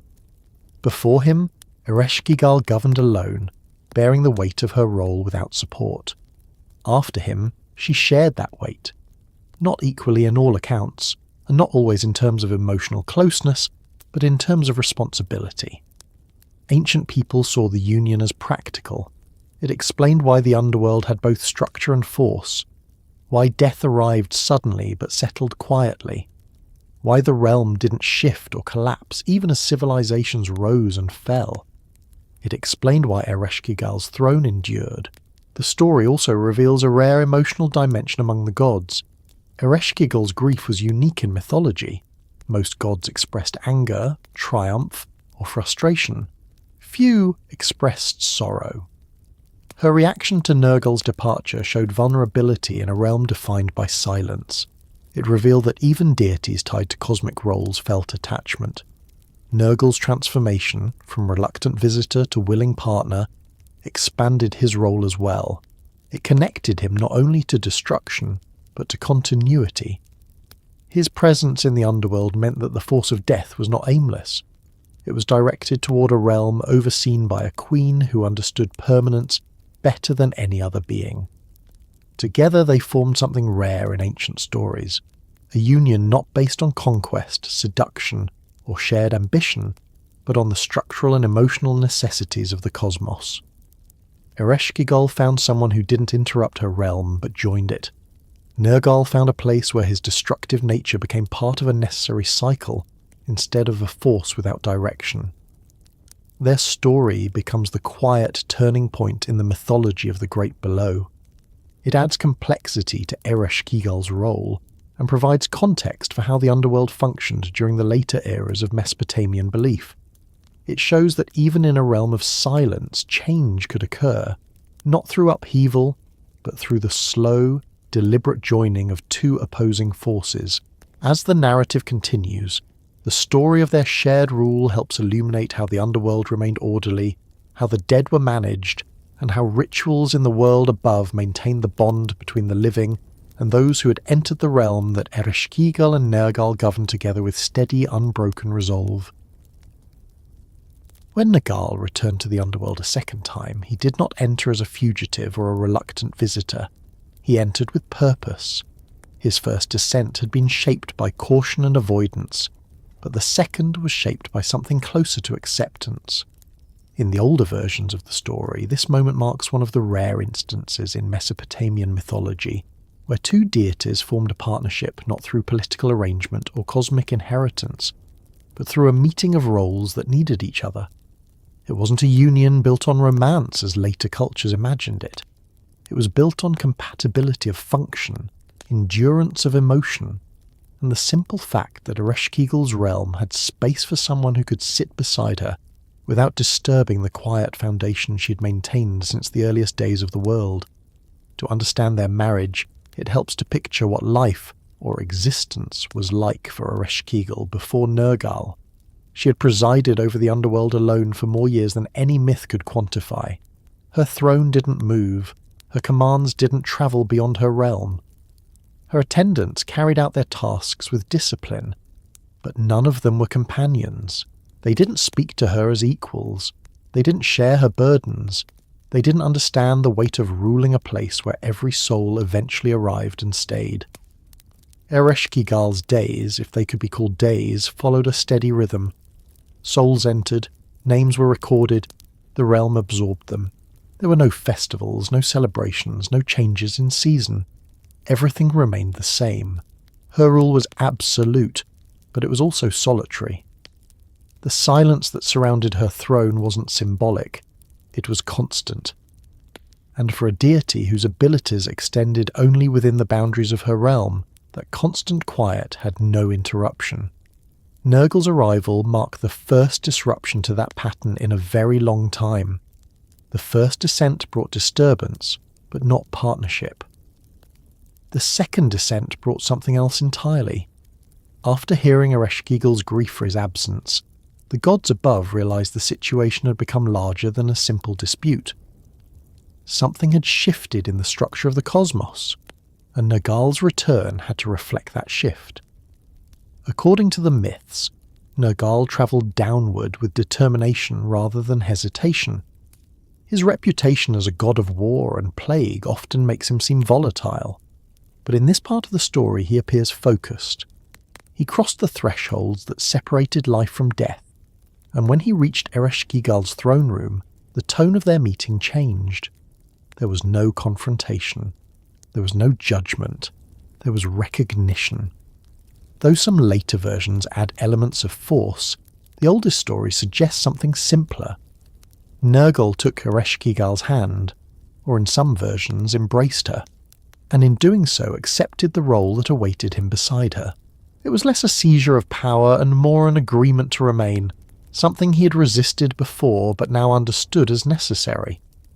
Ereshkigal, who had never been able to leave her throne, now had someone willing to sit beside her without fear of being trapped or diminished by the stillness of her realm. This moment is often described as a marriage, though it did not resemble marriage in the earthly sense. There were no ceremonies, no audiences, no blessings. Their union was simply recognized by the structure of the cosmos itself. A god who brought death now shared the throne of the goddess who governed what came after. Their roles fit together seamlessly, not because they were similar, but because their differences balanced each other. Nergal brought intensity to a realm that never changed. Ereshkigal brought order to a god whose power could burn out of control if left unchecked. In tandem, the two forces formed a complete cycle. Nergal represented the moment of ending, the instant where vitality ceased. Ereshkigal represented what followed, the state where everything settled. Their roles linked naturally. Because of this, their marriage didn't generate myths filled with drama or familial conflict. It produced stability. The underworld didn't shift into a realm of chaos with Nergal's arrival, nor did it become harsher or more violent. The myths never describe him altering the basic environment of the Great Below. He didn't impose new rules. He didn't create divisions. He simply joined the system already in place and contributed the element that had been missing, the force that leads the living into death. Their partnership brought a new structure to the court. Where once Ereshkigal had been the sole ruler, now the realm had a dual presence. The scribes recorded the change, the judges respected it, the Gala adjusted their tasks to reflect the presence of an additional authority. But nothing about the realm's function became contradictory. The underworld didn't become a battleground between two gods with conflicting visions. It remained steady, because the roles they represented were not opposing forces, they were sequential forces. The world above noticed this change as well. Prayers and rituals that once focused solely on Ereshkigal began to mention Nergal alongside her. The pair became recognized as the couple who governed death and the afterlife. Their worship didn't portray them as affectionate lovers. It portrayed them as cosmic partners whose shared authority kept the world balanced. In many temples across Mesopotamia, images and inscriptions reflected this duality, sometimes placing their symbols together to indicate that death and the underworld were parts of a unified process rather than separate or conflicting domains. Their marriage also explained aspects of the natural world.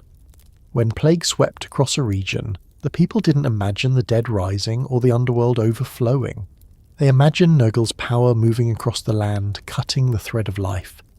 But they also believed that once life ended, Ereshkigal was the one who received the dead into her care. Nergal caused the transition. Ereshkigal governed the state that followed. Together they formed a complete system that made sense within their worldview. This union reshaped how the gods interacted with the underworld. In stories that follow, gods who descended into the Great Below understood that they might encounter not just Ereshkigal but Nergal as well. They knew the realm was ruled by two forces instead of one, and this subtle shift changed the behaviour of divine messengers, heroes and petitioners. They didn't see the underworld as a lonely domain anymore. They saw it as a domain where two contrasting energies coexisted without conflict. Ereshkigal's reaction to Nergal's return also revealed something rarely described among the gods: vulnerability. Her grief had exposed a side of her that was usually hidden by her responsibility. She didn't seek his return out of pride. She didn't demand revenge for his departure. She simply didn't want to return to her solitary existence. Her honesty reshaped the expectations placed on her.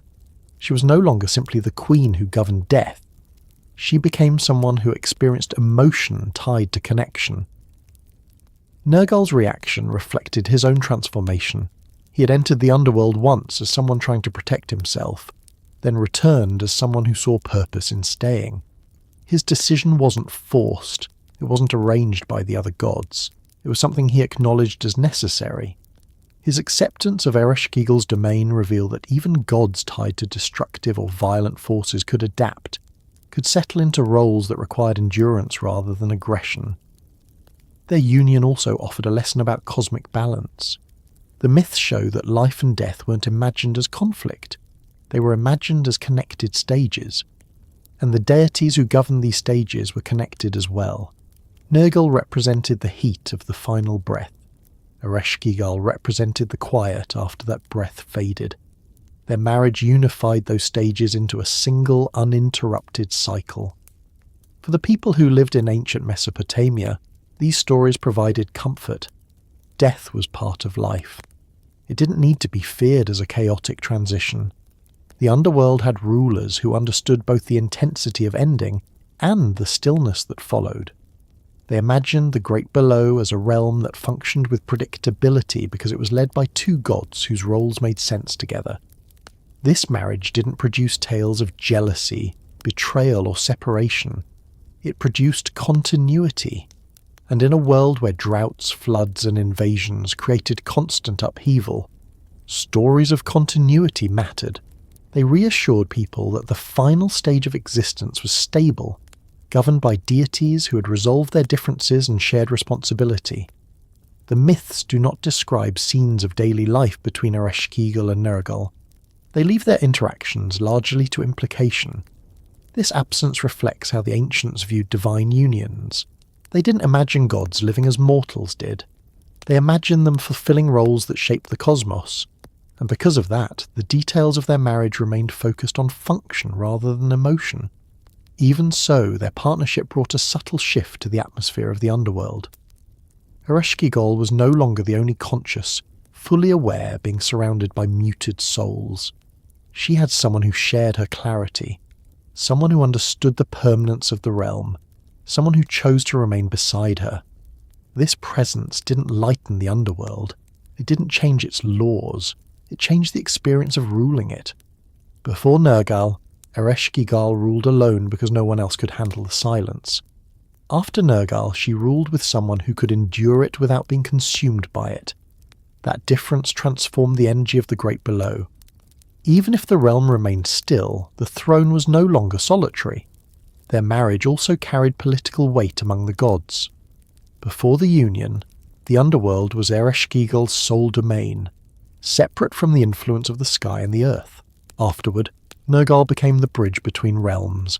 He tied heavenly decisions to the world of the dead through his connections to both. This gave the underworld a new degree of integration within the divine family. It was no longer the silent domain ruled by a goddess who never left. It became a realm represented in divine councils through Nergal's presence. For mortals, this partnership explained why both gods appeared in funerary rituals, prayers, and incantations.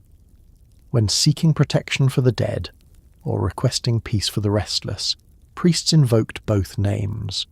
Ereshkigal received the dead. Nergal guarded the boundary. Their names together ensured that both aspects of the transition were recognised. The myths do not offer much detail about how long their shared rule lasted, but the lack of conflict in subsequent stories suggests that their partnership endured without interruption. The underworld remained exactly as it had been, still, predictable, structured. But it now had two rulers instead of one, and though Nergal's role did not overshadow Ereshkigal's, his presence added a layer of completeness her realm had lacked. Their marriage beneath the desert, beneath the layers of stone and dust, beneath the gates that filtered identity from those who entered, beneath the world where people lived, became a quiet anchor for the mythology of death. A partnership not of conquest or seduction, but of necessity and function, a joining of two gods whose domains intersected at the most fundamental part of existence. As we continue, the consequences of this union will illuminate how the laws of the dead were shaped, how visitors navigated the realm, and how Ereshkigal maintained her authority with a partner whose fire didn't threaten her stillness, but reinforced the structure she had always upheld on her solitary throne. The underworld, ruled by Ereshkigal and later shared with Nergal, wasn't a place where rules existed to threaten or punish. It wasn't built on fear. It wasn't built on moral judgment. It was built on order.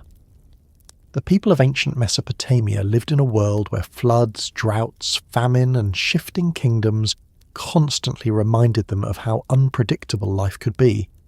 But the underworld, in their imagination, remained steady. It had rules that didn't bend, didn't shift, and didn't depend on the whims of gods or mortals. Those rules shaped everything that unfolded in the Great Below. They held its structure together in a way that made it one of the most stable elements in the ancient worldview. At the centre of these rules was a principle so simple and unchanging that it shaped every myth involving the underworld.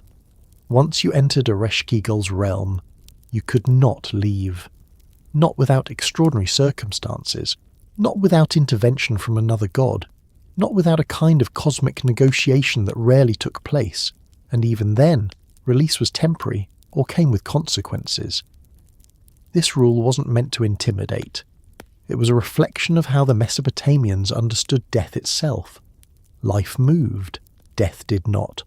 Life shifted, death settled. Once a soul crossed the threshold into the Great Below, it became part of a system that didn't allow return because such a return would disrupt the balance between the living and the dead. The rule wasn't punitive, it was structural. The 7 gates ensured this rule was upheld. Their sequence stripped away everything that connected a visitor to the world above. By the time someone reached the throne room where Ereshkigal sat, they no longer carried anything from their previous life. Without those symbols of identity, leaving would be impossible. They had transformed too much to exist properly among the living. This first law of the dead influenced every story involving the underworld. It dictated how heroes behaved, how gods approached the gates, and how mortals understood their own endings. It also shaped the aftermath of death in everyday life. Families performed rituals not to resurrect the dead, but to help them settle comfortably in the realm where they were meant to remain. The underworld didn't threaten to pull the dead back among the living, nor did the living attempt to retrieve souls except in rare mythic tales that highlighted the impossibility of such attempts. A second law governed Ereshkigal's realm just as strongly. All who entered were equal. This was one of the most striking beliefs in Mesopotamian culture. The living world was filled with hierarchy. Kings wore crowns and commanded armies. Priests interpreted divine will. Merchants traded goods across cities. Labourers worked the fields. Wealth and power shaped the social landscape. But in death, none of that mattered. A king who ruled for 50 years entered the underworld with the same status as someone who lived a quiet life in a small settlement. Their clothing, symbols, and titles were removed at the gates. Their bodies, once returned to the earth, no longer distinguished them. Their souls joined the Great Below with no special privilege. The stories emphasize this equality because it reflects a deep cultural understanding. Life rewarded some and ignored others. Death offered the same destination to all. When priests spoke of the underworld, they described it as a place without class, ambition, or conflict. A realm where the dead existed alongside one another without jealousy or competition. This equality wasn't idealized or romanticized. It was simply practical. In a world where death was inevitable, the underworld became the final leveling ground. A third law shaped the relationship between the living and the dead.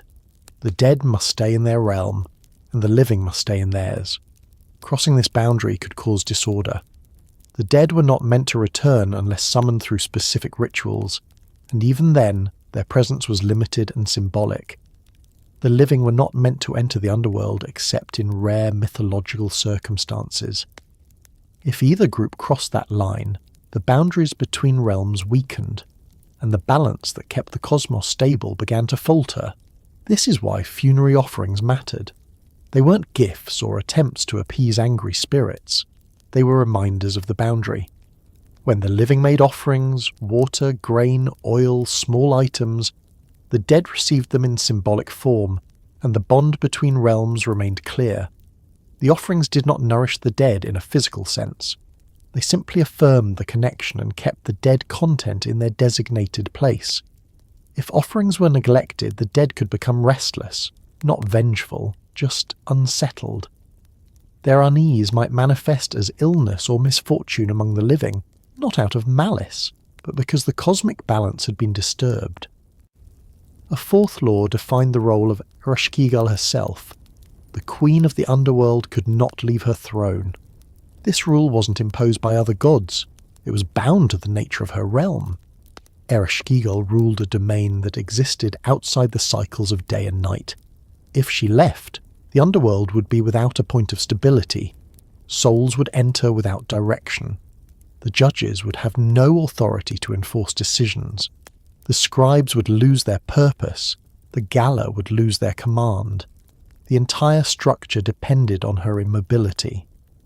Her inability to leave wasn't a punishment. It was a necessity. And because she accepted it, the cosmos functioned properly. Even during moments of grief, frustration or longing, she remained seated, because the realm required her presence without interruption. Stories portray her as someone who understands her importance, even when she expresses sorrow. She doesn't abandon her role, she endures it. A fifth law governed divine visitors. No god could enter Ereshkigal's realm with their full power. The gates removed divine symbols just as they removed mortal ones. This stripping process didn't diminish the gods permanently. It simply transformed them so that they could exist within a realm where power had no function. In the underworld, force meant nothing. Storms didn't break, rivers didn't flow, battles didn't occur. A god who entered the realm fully intact would destabilize it. This is why Inanna's descent required her to surrender every symbol of authority.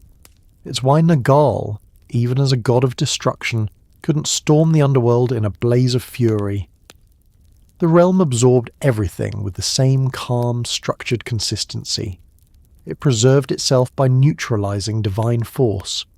Visitors either accepted this rule or remained trapped by it. A sixth law shaped disputes within the underworld. Judgment belonged to the underworld's council, not to any single soul. Though Ereshkigal and Nergal ruled from the throne, they relied on the underworld's judges for certain decisions. These judges didn't grant salvation or punishment. They clarified issues. If a soul entered under strange circumstances, the judges determined where it belonged. If a ritual in the world of the living caused confusion, the judges interpreted its meaning. Their presence meant that Ereshkigal's rule wasn't arbitrary. It was structured by consensus among the deities assigned to maintain fairness. This council didn't meet frequently, because disputes among the dead were rare.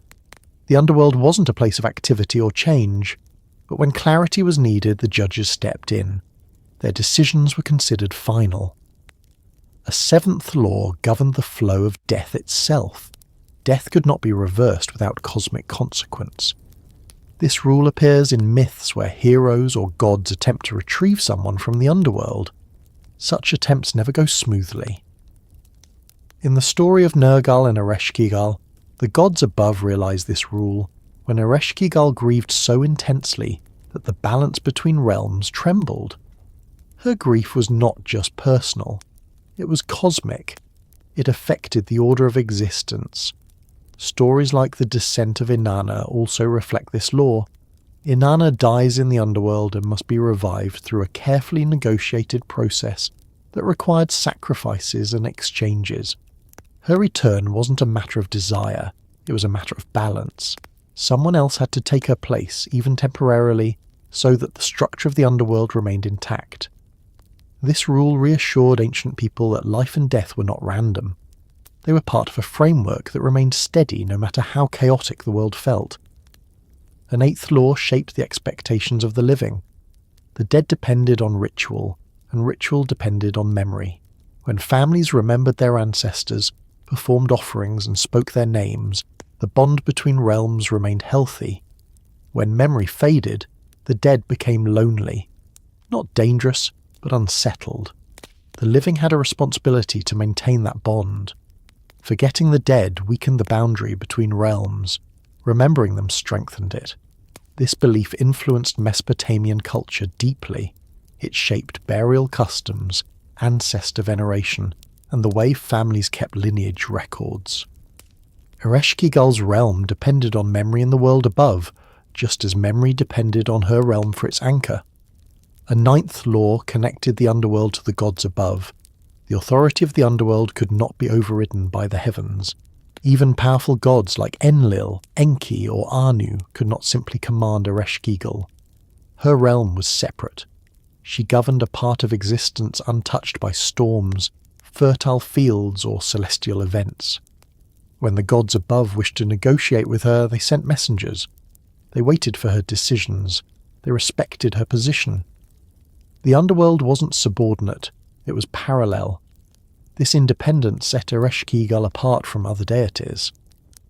A 10th law defined Nergal's role after his union with Ereshkigal. Two rulers shared one throne, but only one realm.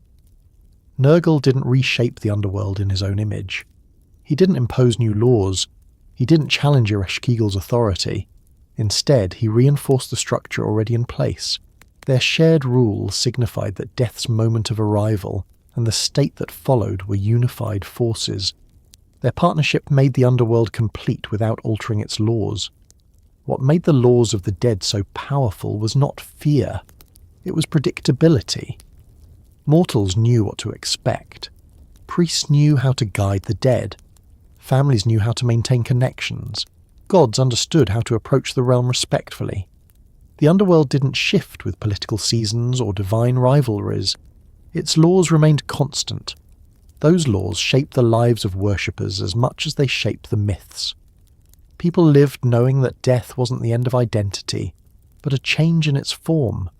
They performed rituals not to manipulate fate, but to honour the structure that governed both life and death. And through all of it, Ereshkigal sat at her throne, supported by Nergal, by scribes, by judges, by attendants, and by rules that held the universe in balance. These laws weren't harsh, they were steady. They gave the cosmos a foundation, and as the stories continue, the consequences of these rules, especially how they affected visitors to the underworld, reveal even more about how Ereshkigal maintained a realm that never needed spectacle to assert its power. Its strength came from something far simpler, the quiet consistency of the laws no mortal or immortal could break. When we move forward, the figures who entered that realm, sometimes willingly, sometimes unwillingly, will show exactly how those laws shaped every step, every choice, and every moment within the territory where Ereshkigal reigned in silence. Visitors to Ereshkigal's realm were rare. Most beings, mortal or divine, accepted that the underworld wasn't a place one entered by choice. The laws that governed it were too firm, too steady, too absolute. Yet across the long stretch of Mesopotamian myth, there were a few figures who made the journey downward not because they were summoned, like Nergal, but because some situation in their stories pushed them toward the great below. Their descents were unusual, and each one demonstrated how unyielding the underworld could be, even to those who carried power, courage, or divine parentage. In every case, the price they paid revealed more about the nature of Ereshkigal's realm than about the visitors themselves. Among these travellers, none is more famous than Gilgamesh. His name appears on tablets across centuries, carved into clay by scribes who preserved his adventures with more detail than almost any other Mesopotamian figure. Gilgamesh was known for impossible feats, fighting monsters, building walls, crossing oceans, and yet even he found himself powerless when he brushed against the boundaries of Ereshkigal's world. His descent was not physical, but the consequences of crossing even part-way into the realm were enough to show why mortals could not bargain with the dead. In one version of the tradition, Gilgamesh sought something lost, something precious to him. Items dropped into the underworld by his servant or companion. These objects weren't simply tools, they were symbols of identity and achievement. Losing them felt like losing a part of himself. Instead of accepting the loss, Gilgamesh attempted to retrieve them. He instructed Enkidu, his closest ally, to enter the underworld and bring them back. But Gilgamesh, despite all his strength, underestimated the rules of Ereshkigal's realm. Enkidu descended, but not long after he found himself unable to return. The underworld held him, not through punishment or malice, but through structure. Enkidu had crossed the boundary. It closed behind him. Gilgamesh, desperate to reverse the situation, prayed to the gods above, begging for intervention. Eventually, through a series of divine negotiations, a shadow form of Enkidu appeared to him in a dreamlike encounter. This meeting didn't free Enkidu. It didn't undo death. It simply granted Gilgamesh the chance to ask questions about what awaited the dead. The conversation was brief and filled with answers that reflected the quiet, dim existence of Ereshkigal's realm. Enkidu explained that the underworld didn't torture souls, it simply held them. He remained there, unreachable, leaving Gilgamesh to confront his own mortality with a new sense of finality. Enkidu's experience showed that even someone who had travelled with kings and fought supernatural creatures couldn't survive the underworld's boundaries. It wasn't a place one could force open. The price of knocking on its door was entrapment, and even Gilgamesh's grief couldn't change that. Another figure who encountered Ereshkigal's domain was Dumuzi, the shepherd god associated with fertility, vegetation and renewal. His story is usually told through the lens of Inanna's descent, but his fate reflects the same principle. The underworld accepted no visitor without consequence. When Inanna died in Ereshkigal's realm and was revived through divine compromise, the rules required a replacement. Death could not be undone without balance. Dumuzi became the substitute, not because he deserved punishment, but because the underworld demanded equivalence. Dumuzi's descent wasn't heroic. It wasn't voluntary. It was the result of cosmic mechanics. In some versions, he tried to flee, but no one outran the forces sent by Ereshkigal's agents. The Gala pursued him tirelessly. They didn't act out of cruelty. They acted because the underworld needed a new occupant to restore order. Dumuzi's life above had been vibrant and filled with abundance. But the moment he entered the great below, he became silent like all who had gone before him. His fate revealed something important. The underworld didn't distinguish between gods who ruled cities and mortals who herded sheep. Everyone who crossed its threshold became equal.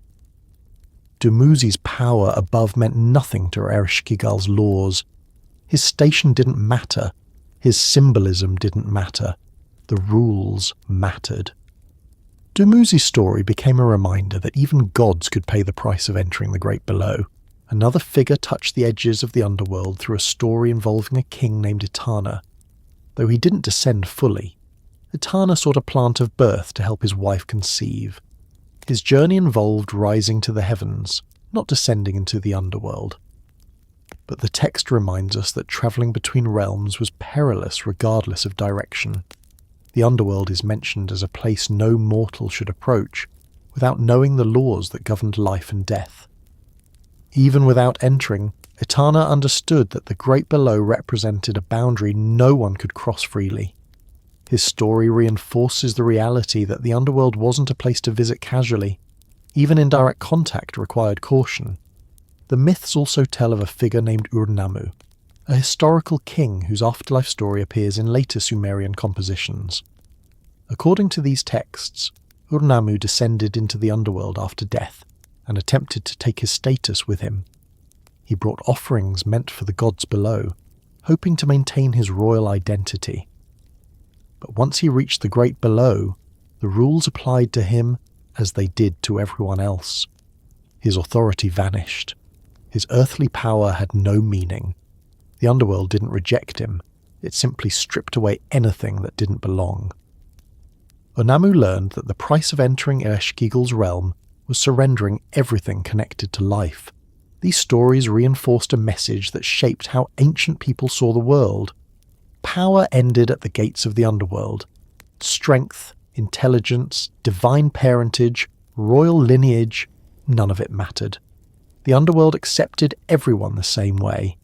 The heroes who approached it discovered that no force could reshape its laws. Those who entered remained.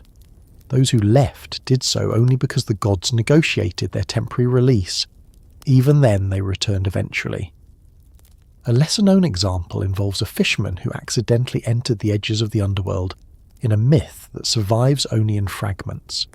The fisherman's descent appears to be accidental, perhaps through a cave or a crevice that served as an earthly gateway. He encountered spirits, guardians, and the muted air of the great below. The story doesn't say he broke any rules, but his bewilderment shows how disorienting the realm could be for the living.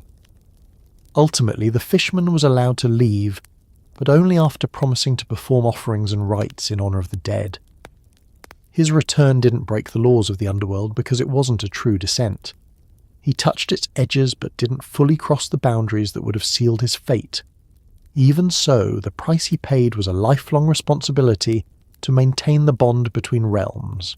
The story of the goddess Inanna remains the clearest example of how even powerful deities faced consequences for entering Ereshkigal's realm. Inanna descended with authority, expectation and ambition. She sought to expand her power, or perhaps to experience the mystery of the great below herself. Whatever her reasons, she entered and was stripped of everything that made her who she was in the living world. She died there. Ereshkigal didn't kill her. The realm did. Inanna's symbols of life and power couldn't survive in a place that existed beyond change. When Inanna's servants sought her release, the process wasn't simple. The gods above had to negotiate carefully. Ereshkigal agreed only under the condition that someone take Inanna's place. That exchange became the foundation of one of the most important seasonal myths in Mesopotamia. It demonstrated that the price of knocking on the door of the underworld wasn't just personal. It could reshape the entire structure of divine relationships. Inanna's story shows the most striking example of the underworld's impartiality. She was among the most powerful deities in the pantheon, but when she crossed the seventh gate, her authority dissolved. She became like any other soul.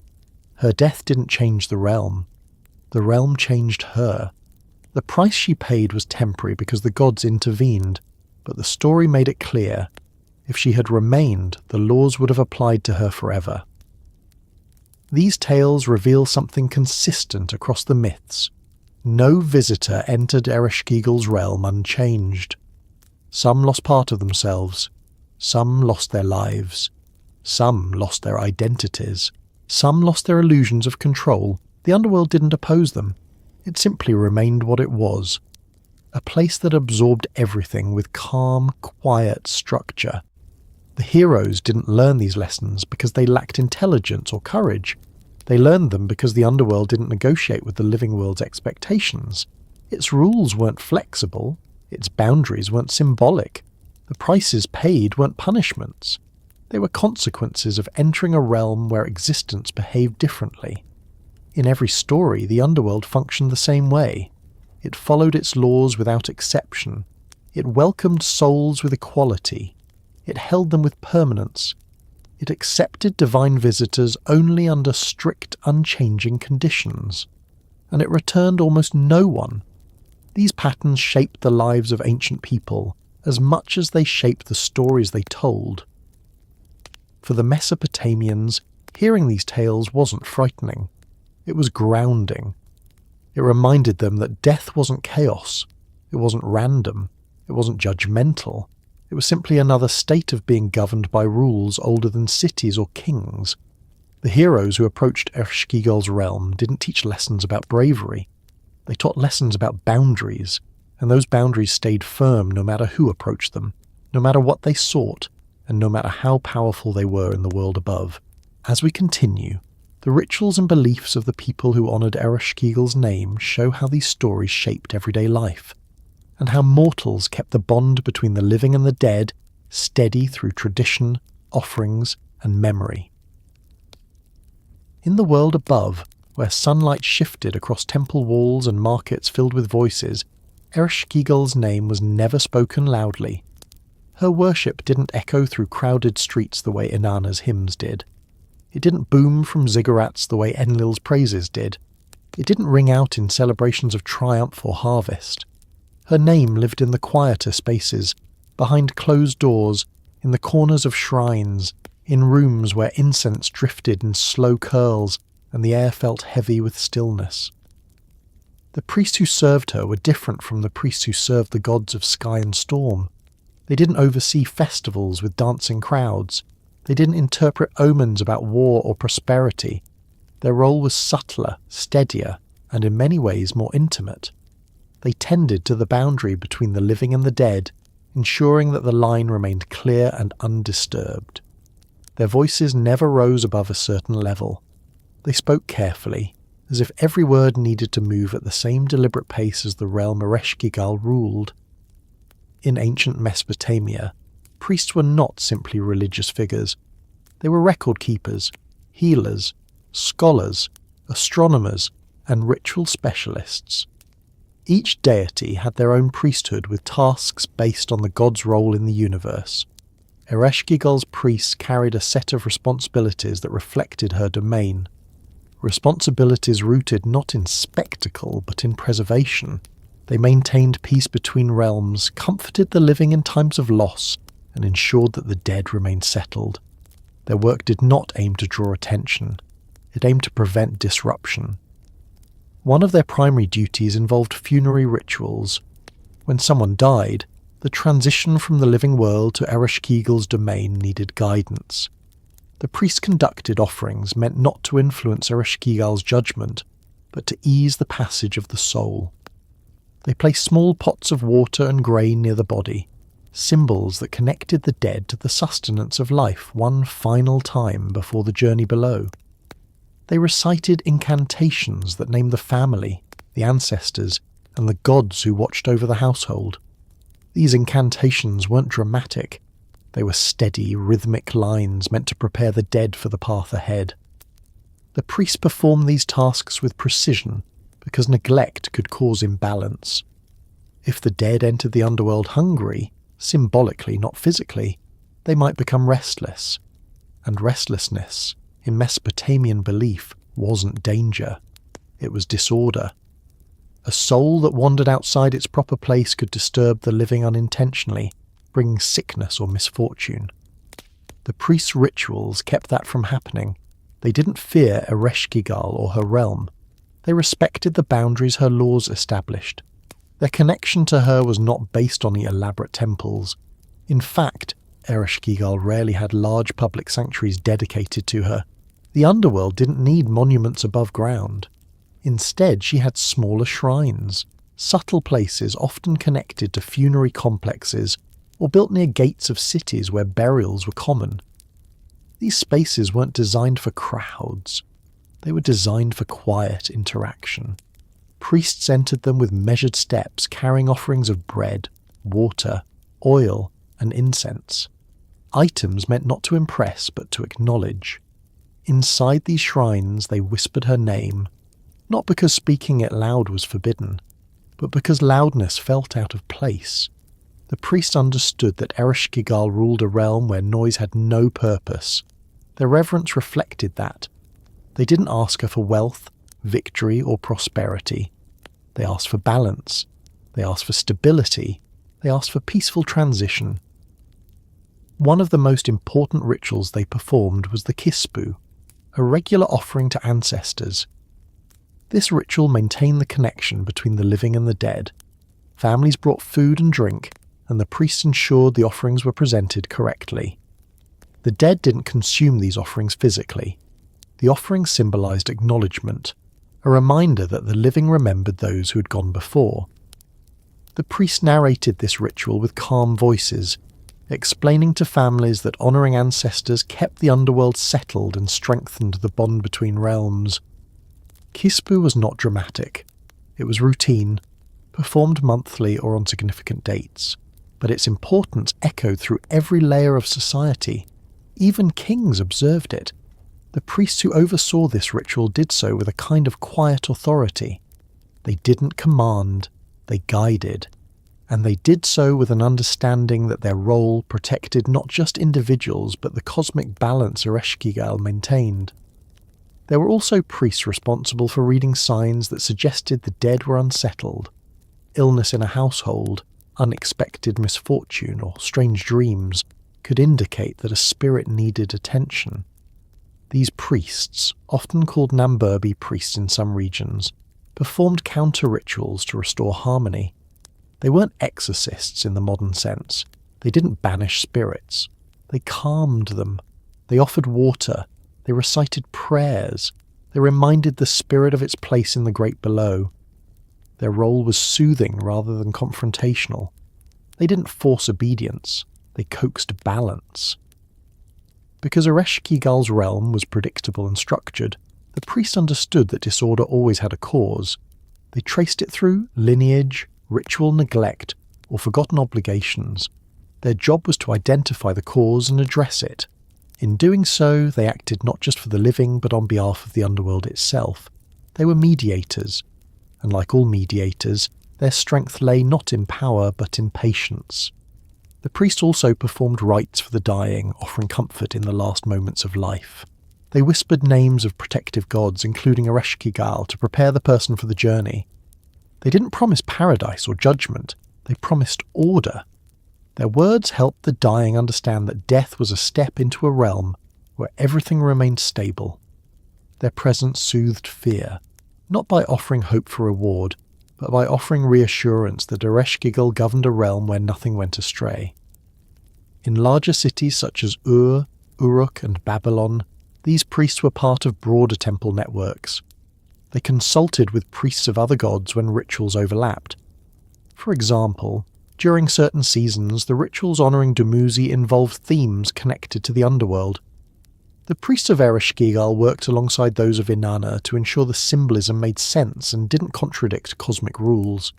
Their cooperation reflected the idea that gods didn't compete for power in the afterlife. Their roles connected and influenced one another. Ereshkigal's priests were also scribes. They kept records of offerings, funerary rites, and genealogies associated with the dead. These records weren't for administrative purposes alone. They reinforced memory.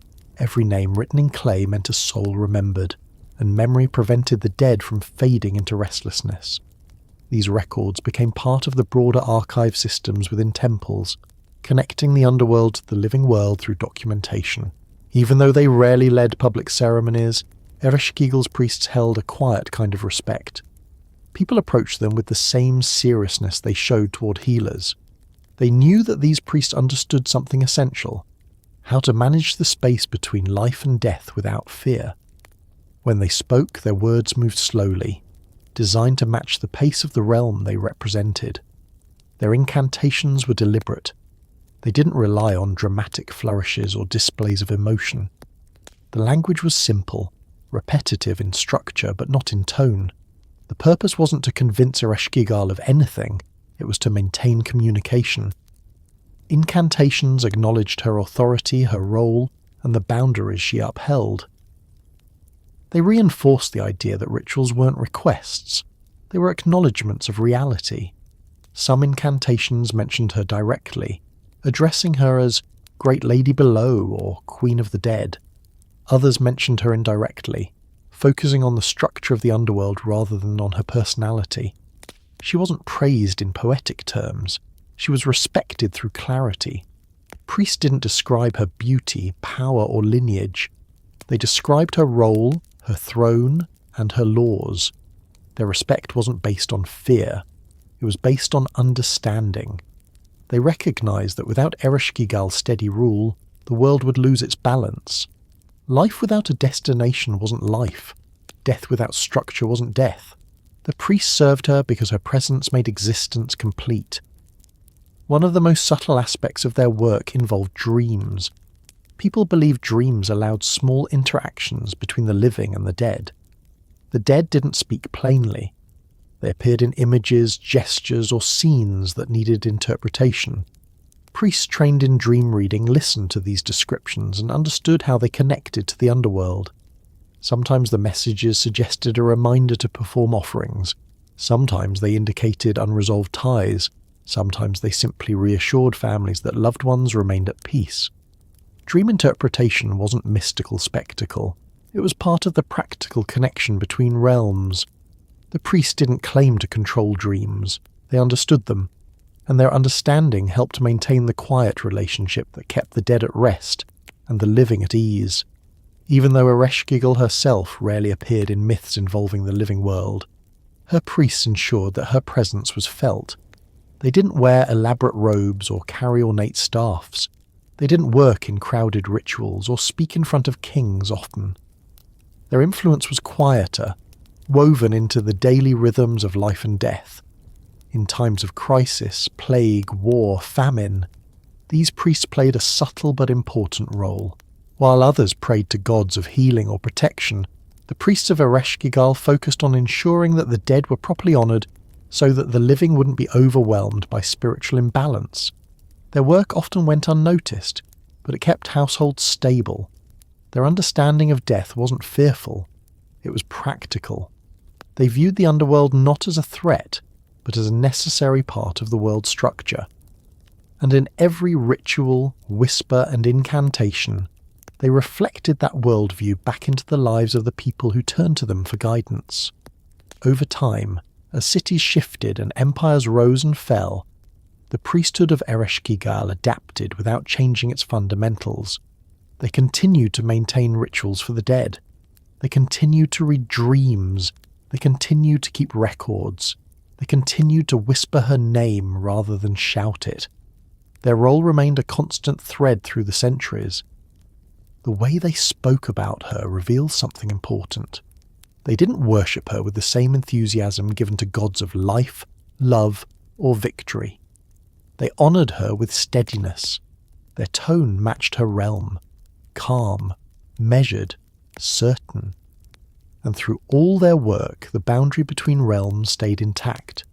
The dead remained in their place, the living remained in theirs, and Ereshkigal's throne remained at the centre of a quiet system that functioned because her priests understood exactly how to keep balance without force or spectacle. As the story continues, the scholars and skeptics who came much later will reinterpret her differently, sometimes misunderstanding, sometimes rediscovering, yet always circling back to the ancient truth these priests protected long before anyone tried to analyse her. That her realm existed because the world needed a place for endings, and those who served her understood that better than anyone else. The memory of Ereshkigal did not vanish because she was unimportant. It slipped into silence because the world she governed never changed, and stories about unchanging places rarely draw attention from later generations. Over thousands of years, civilizations rose and fell across Mesopotamia. Temples were rebuilt, renamed, or forgotten. New gods gained prominence while older ones faded into background roles. Yet somewhere in the layers of clay tablets, sealing impressions and rituals preserved in fragments, Ereshkigal continued to appear in the margins, not with the same brightness as other deities, but with a presence scholars eventually recognised as one of the most stable constants in ancient belief. When modern researchers first began studying Mesopotamian mythology, they focused on the stories that spoke loudly, the ones filled with battles, storms, love affairs, kingship, or cosmic creation. Deities like Enki, Enlil, Inanna, and Marduk dominated early academic attention. Their myths were filled with vivid action, and characters whose personalities shaped political and cosmic order. Ereshkigal's realm, quiet and unchanging, didn't capture that same level of interest. At first, scholars saw her as a supporting figure in the story of Inanna's descent, or as a character connected to Nergal. They didn't realise how deep her roots ran. Over time, as more tablets came to light, researchers noticed that she appeared repeatedly in texts spanning centuries. These appearances weren't dramatic. They were references in funerary inscriptions, prayers for the dead, and administrative records connected to burial practices. Her presence formed a thread running through nearly every era of Mesopotamian history. And that thread revealed something striking. Ereshkigal was not a minor goddess, she was a foundational one. Yet her importance hid behind the noisy rituals and mythic narratives of gods whose domains existed in the living world. The challenge scholars faced when studying Ereshkigal was a lack of detailed stories focused solely on her. Her myths were fragmented. Some existed in multiple versions, each differing in tone or detail. Others were referenced indirectly, forcing researchers to reconstruct context based on brief lines or ritual descriptions. This fragmentation led to early misunderstandings. Some assumed she was a late addition to the pantheon. Others argued she was overshadowed by later underworld figures. But with time, the pattern became clearer. Ereshkigal was one of the oldest deities in Mesopotamian tradition, long predating many of the more famous gods. Her name appears in some of the earlier Sumerian texts, not as a rising figure, but as an established ruler. This means ancient people didn't imagine a time when the underworld lacked leadership. It always had her. Her throne existed before many of the major myths were even formed. For scholars, this realization changed how they viewed the structure of early religion. Ereshkigal wasn't simply the queen of the dead. She was the anchor point for the entire concept of death in Mesopotamian belief. Yet despite her importance, the tone of her portrayal remained subdued. She didn't command armies, she didn't intervene in human affairs, she didn't appear in the political dramas of the gods.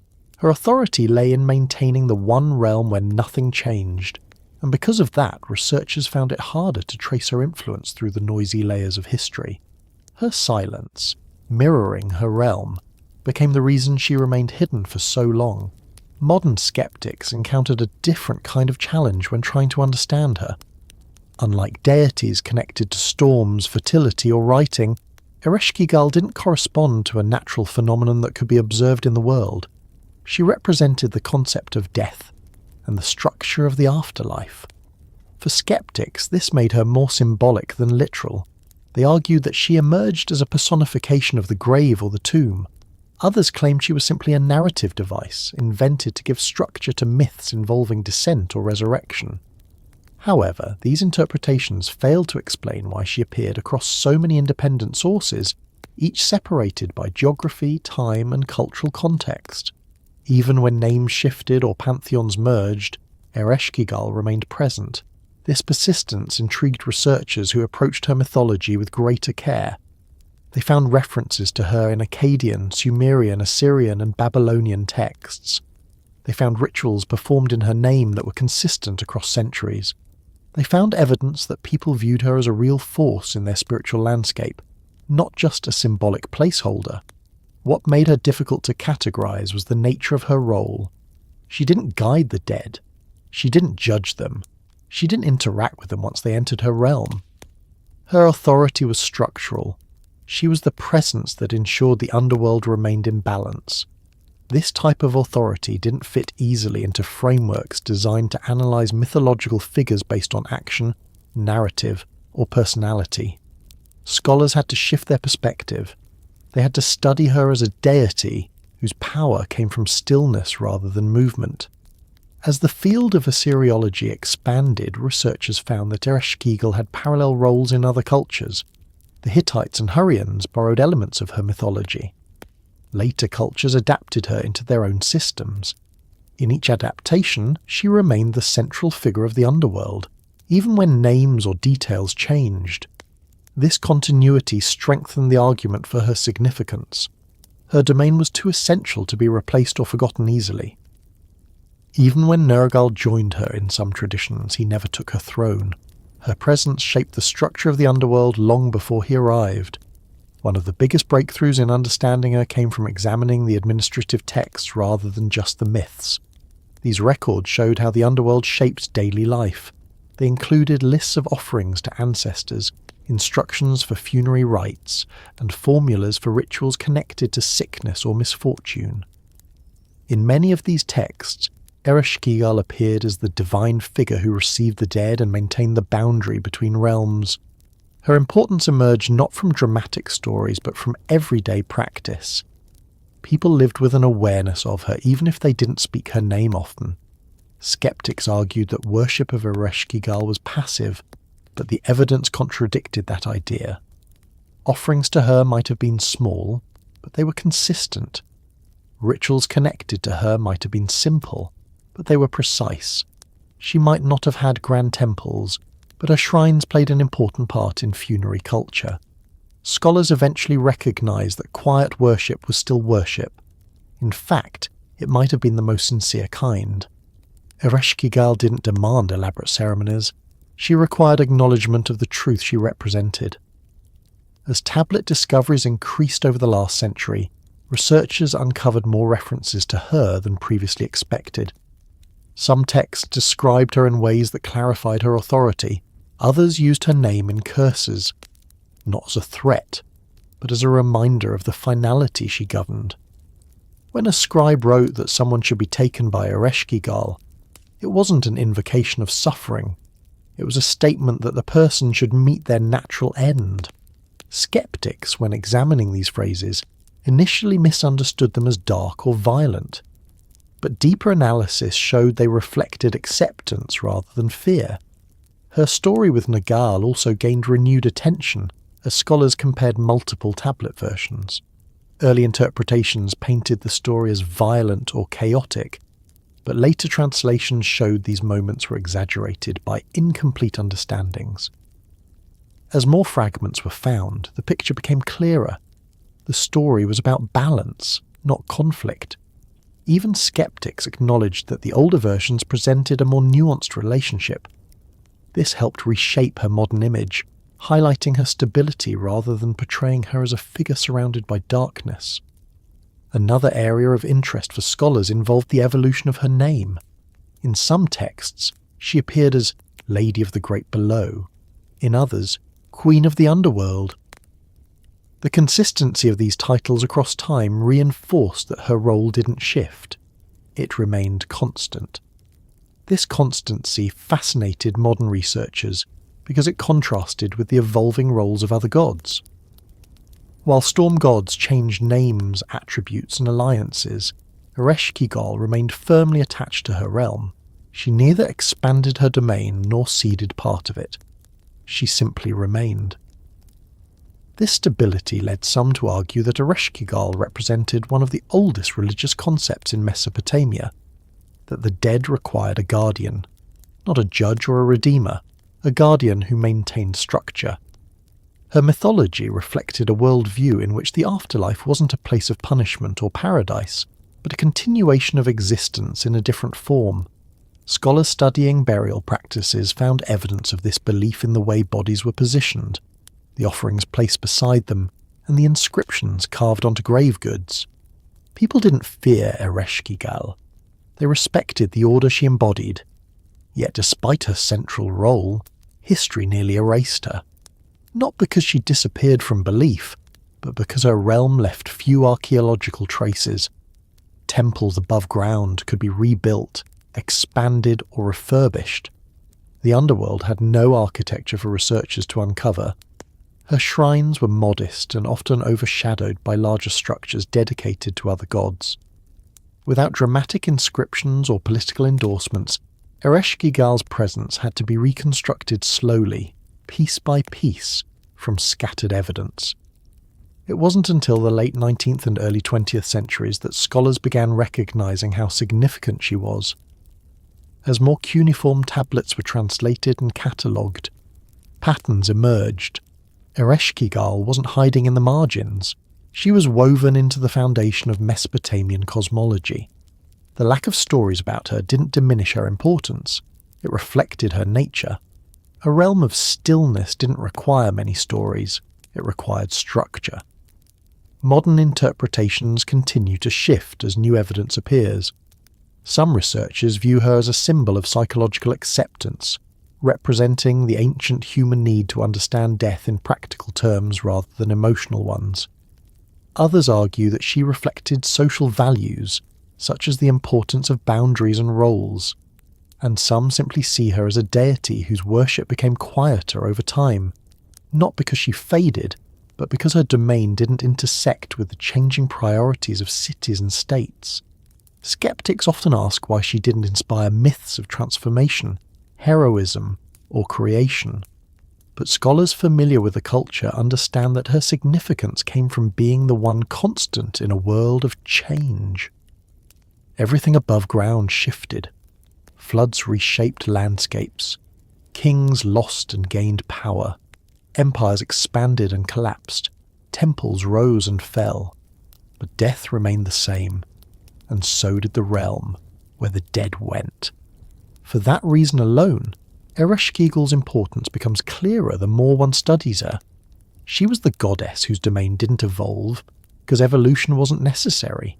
She didn't compete because competition had no place in the afterlife. She didn't intervene because intervention contradicted the stability she maintained. Understanding her required a shift not only in archaeological interpretation, but in mindset. Researchers had to step away from narrative expectations and look at the quiet structure beneath. They had to read administrative records, funerary instructions, and short ritual texts with the same seriousness given to epic myths. They had to recognize that silence didn't mean absence, and as this understanding grows, Ereshkigal emerges not as a forgotten goddess, but as the one who endured when so many others faded. The goddess history didn't bury, the goddess who ruled the place where all stories eventually come to rest. As we continue, the blend of myth, memory, and human psychology will reveal why deities like Ereshkigal endure even when their names fall out of common speech, and why the structure she governed still influences the way people understand death long after her last temple crumbled. For as long as human beings have existed, the question of what happens after death has shaped the way societies form beliefs, rituals, and stories. Before writing, before cities, before temples, people buried their dead carefully, placing offerings beside them as if acknowledging a journey they could not see. When the earliest Mesopotamian communities began carving symbols into clay, they continued that tradition with more structure. Their myths, especially those connected to the underworld, reflect not only religious imagination but also the oldest layers of human psychology. And in those layers, Ereshkigal sits at the intersection of myth and meaning, memory and reality, fear and acceptance. To understand her role, it helps to think about what the ancient Mesopotamians believed death felt like. They did not imagine torment or paradise. They did not describe vivid landscapes filled with reward or punishment. Instead, they pictured a place of continuity, a place where existence continued quietly. Souls weren't transformed into celestial beings or punished endlessly for earthly mistakes. They simply moved from one form of existence to another. In that shift, Ereshkigal represented not an ending, but a change, a transition everyone had to experience eventually. This perspective offers insight into the psychology behind their mythology. Fear of death wasn't removed, it was transformed. Instead of imagining a violent rupture, they imagined a realm where the dead existed in a muted but stable state. The predictability of this vision gave people comfort. Even if the underworld seemed dim and distant, it didn't threaten chaos. It provided a place for ancestors to remain connected to the living through memory, offerings, and ritual. This connection helped families maintain identity across generations. The way Ereshkigal was depicted reflects these psychological needs. She wasn't a punisher. She wasn't cruel. She wasn't described as a goddess who delighted in suffering. She was a ruler who ensured the dead remained settled. Her presence in mythology paralleled the way people understood grief. Quiet, heavy, constant. Her throne symbolized acceptance rather than dread, and in that acceptance the ancient people found stability. Modern researchers studying these myths often look for dramatic symbolism, but the real message is simpler. Ereshkigal's stability mirrors the human need to frame death as something structured. The mind resists chaos when imagining an ending. It looks for patterns, boundaries, and rules. The Mesopotamians built these patterns into their stories. Ereshkigal became the figure who maintained the most important boundary in human experience, the separation between life and death. This boundary shows up not only in myths, but in the rituals the people performed. When families brought offerings to ancestors, they fulfilled a psychological need to stay connected. Forgetting the dead caused anxiety because it created a sense of imbalance. Remembering them created peace. In this way, ritual acted as a bridge between mind and myth. And Ereshkigal stood at the point where those two paths met. Her presence in dreams also reveals psychological depth. People believed dreams allowed the dead to appear, not as physical forms, but as shadows or impressions. These encounters were not frightening. They were moments where grief softened enough to let memory surface. When a grieving person dreamed of a lost loved one, it wasn't interpreted as a sign of danger. It was seen as communication, a gentle reminder that the living still held the dead in memory. The priests who interpreted these dreams understood that their meaning wasn't literal, it was emotional. They used them to guide the grieving, helping them process loss. This approach to death suggests that the people of ancient Mesopotamia understood psychological truths long before psychology existed as a field. They recognized that death created a void in the living. They built rituals to fill that void with structure. They created myths to explain why the void felt permanent but not hostile. They turned Ereshkigal into a figure who represented the heart of that understanding. The idea of memory plays a significant role in this relationship. In Mesopotamian culture, to remember someone wasn't just an emotional act. It was a spiritual responsibility. Memory kept the dead at peace. Forgetfulness could unsettle them. This belief parallels one of the deepest human fears, the fear of being forgotten. By insisting that the dead needed remembrance, and by placing Ereshkigal at the centre of that need, the culture gave people a way to confront this fear without being overwhelmed by it. The dead weren't imagined as watching or judging. They simply existed in a state that relied on recognition. That recognition came through offerings, names spoken in rituals, and stories passed down.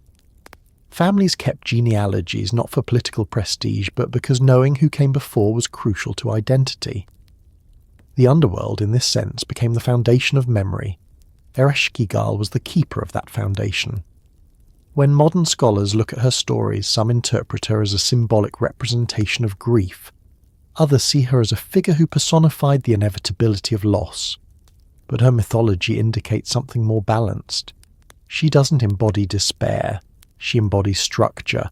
She represents the certainty that death arrives for all, but also the certainty that death does not erase the bond between the living and the dead. This dual function mirrors the way people cope with grief. They acknowledge the finality of loss, but they also maintain connections through stories, through shared moments, through memory. The ancient people turned this psychological truth into a divine system. Ereshkigal governed the realm where memory settled into permanence. The myths involving her often describe interactions with other gods who struggled with this permanence. Inanna's attempt to descend into the underworld can be interpreted as an effort to challenge the inevitability of death. Nergal's descent reflects the emotional weight of separation.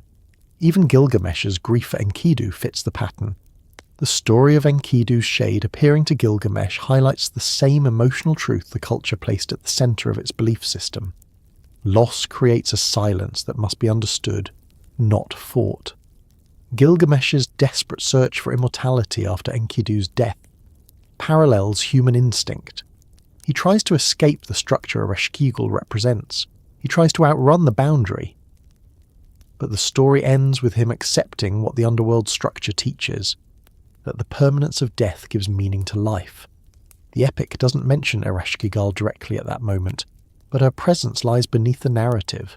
She represents the force he tries to resist and the truth he eventually accepts. This connection between myth and psychology becomes clearer when examining how later cultures reinterpreted her.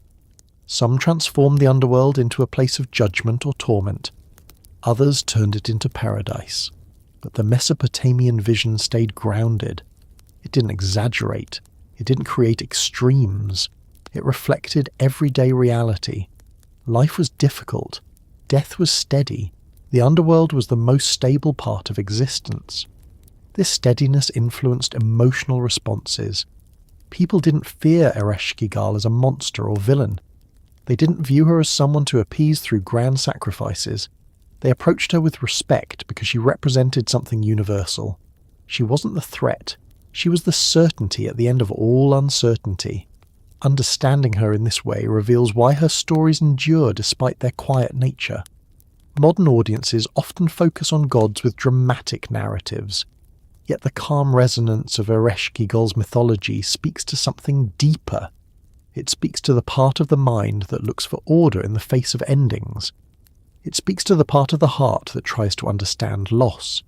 It speaks to the universal experience of saying goodbye. Memory keeps her alive in the same way memory keeps ancestors alive. She exists in the pattern of rituals, the careful whisper of her name, the small bowls of water left for the spirits, the reverence shown at burial grounds. She exists where myth meets emotion, where belief meets psychology. There is also something compelling in the way she never interferes with the world of the living unless necessary. She doesn't manipulate events. She doesn't engage in divine politics. She remains separate. This separation gives her a unique place in the pantheon. She doesn't demand worship. She doesn't require sacrifice. Her presence is enough. This separation reflects an important psychological boundary. The living need space to thrive, make choices and experience joy. The dead need a place where their existence no longer disrupts the living. Ereshkigal maintains that boundary without force. Her authority lies in being the guardian of that separation. As cities shifted through eras, people continued to honour her because her role didn't change. They honoured her because she represented the most unchanging truth in human life. And even as political structures collapsed and new religions spread, the idea of death as a structured transition remained. The specifics changed, the names changed, but the psychology behind the concept stayed the same. Ereshkigal's mythology reminds us that ancient people were not naive or simplistic in their belief systems. They understood the emotional complexity of loss. They understood the need for ritual. They understood the power of memory. They built their myths not to frighten, but to stabilize. They turned their questions into stories and their fears into structure. Her realm became a place where emotions settled, even if the stories surrounding it remained sparse. And through that stillness, the mythology carried forward the message that the end of life did not erase identity. It changed its form. It relocated it. It placed it in the hands of a goddess who ruled not with threat but with endurance.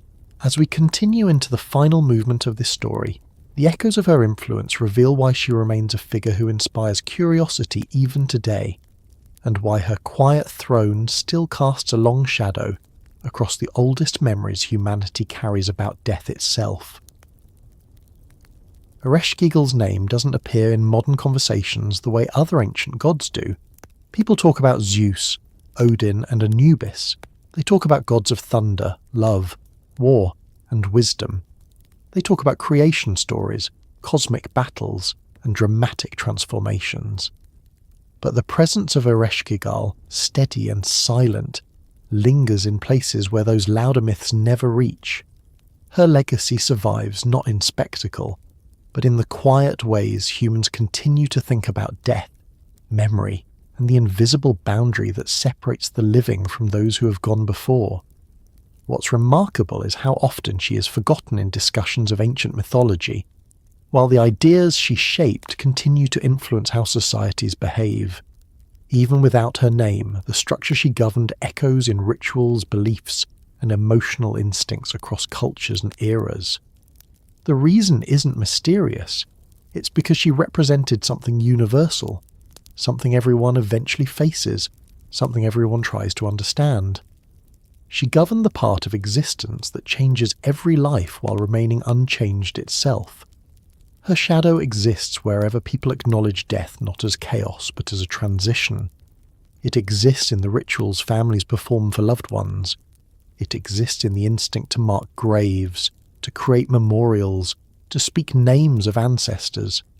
These actions didn't come from a single culture. They emerged everywhere because the human mind tries to give structure to endings. Ereshkigal's mythology captured that instinct early, long before psychology named the process or historians documented it. Her influence appears when families gather to remember someone who has passed away. The tone of those gatherings often resembles the mood of her stories: quiet, respectful, steady, without theatrics or grand declarations. People rarely discuss the departed loudly. They speak calmly, slowly. They share memories, not to summon spirits, but to maintain the connection that gives comfort.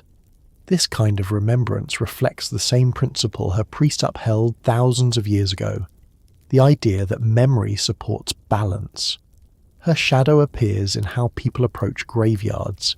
Even now, centuries removed from her worship, graveyards are quiet spaces. Voices drop naturally, footsteps slow. The air feels different, not because of superstition, but because people instinctively recognize the difference between the space of the living and the space of the dead. This instinct is ancient, and it matches perfectly with the boundary Ereshkigal was believed to guard. The structure she embodied helped shape early beliefs about the afterlife, not only in Mesopotamia but in regions influenced by its culture. Her realm wasn't a place of torment or reward, it was a place of stillness. That idea, simple as it seems, influenced later religious systems even when her name faded. The concept that death leads to a different kind of existence, not better or worse, just different, appears across the ancient Near East. The idea that the dead remain connected to the living through memory and ritual also spread far beyond the region where her myths emerged. In many cultures, offerings for the dead survived long after the specific myths that inspired them disappeared. People left food, water, candles, or flowers not because they feared the dead, but because acknowledging them felt necessary. This emotional impulse reflects the same worldview her mythology supported, the belief that the dead depend on the living, and the living depend on remembering the dead.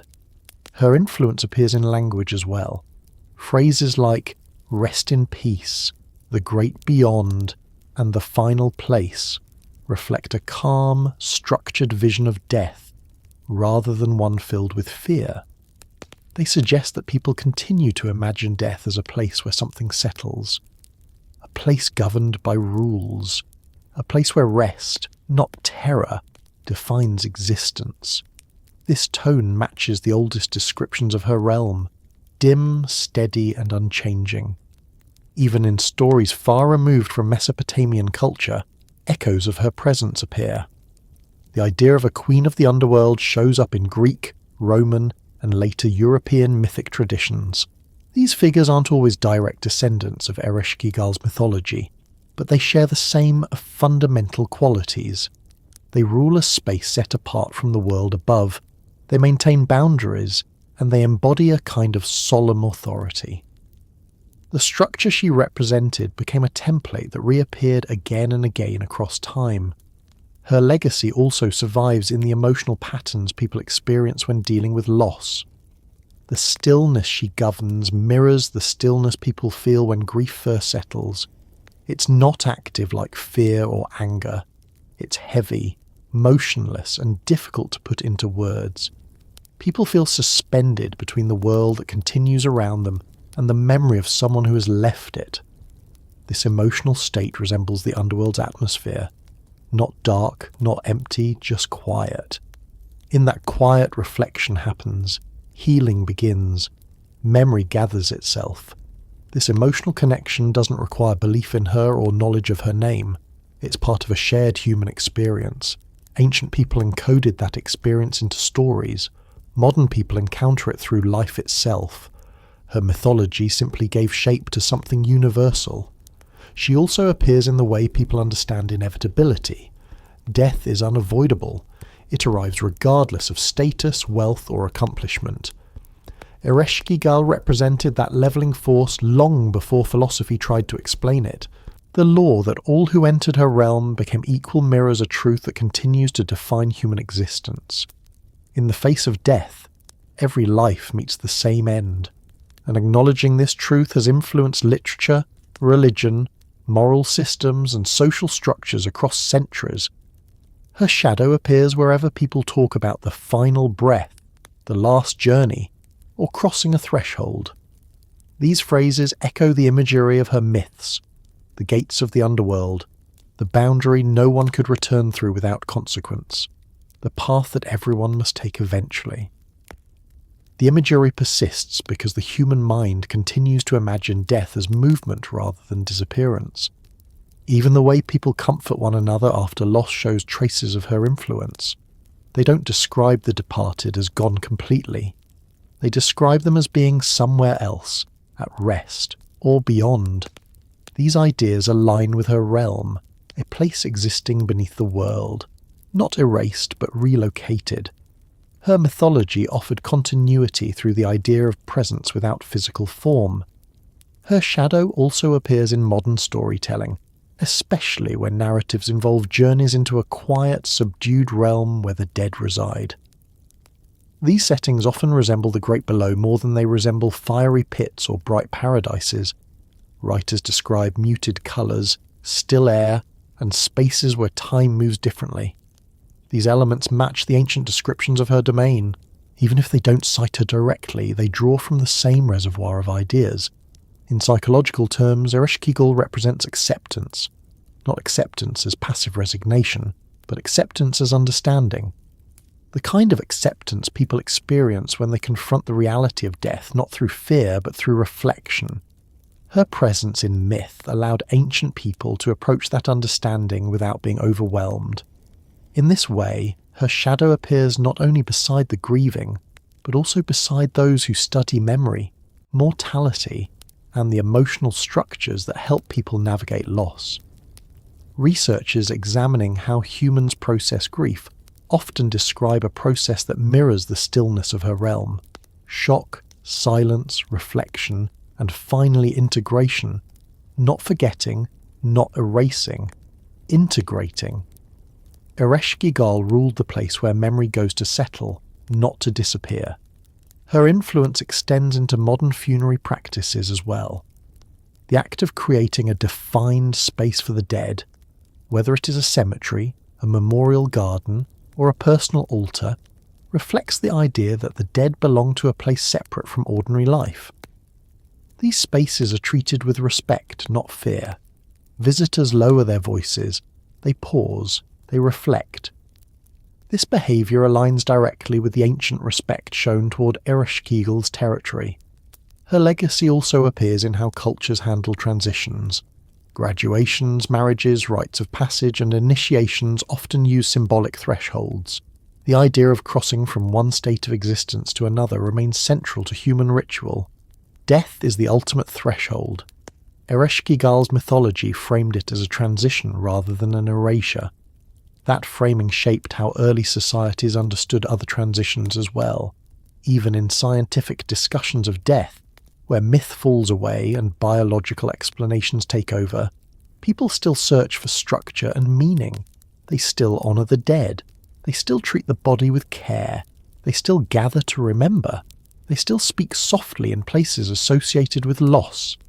These behaviours reflect psychological truths older than civilization. Truths that myth helped describe long before modern language existed. Her shadow also appears in the persistence of ancestor veneration around the world.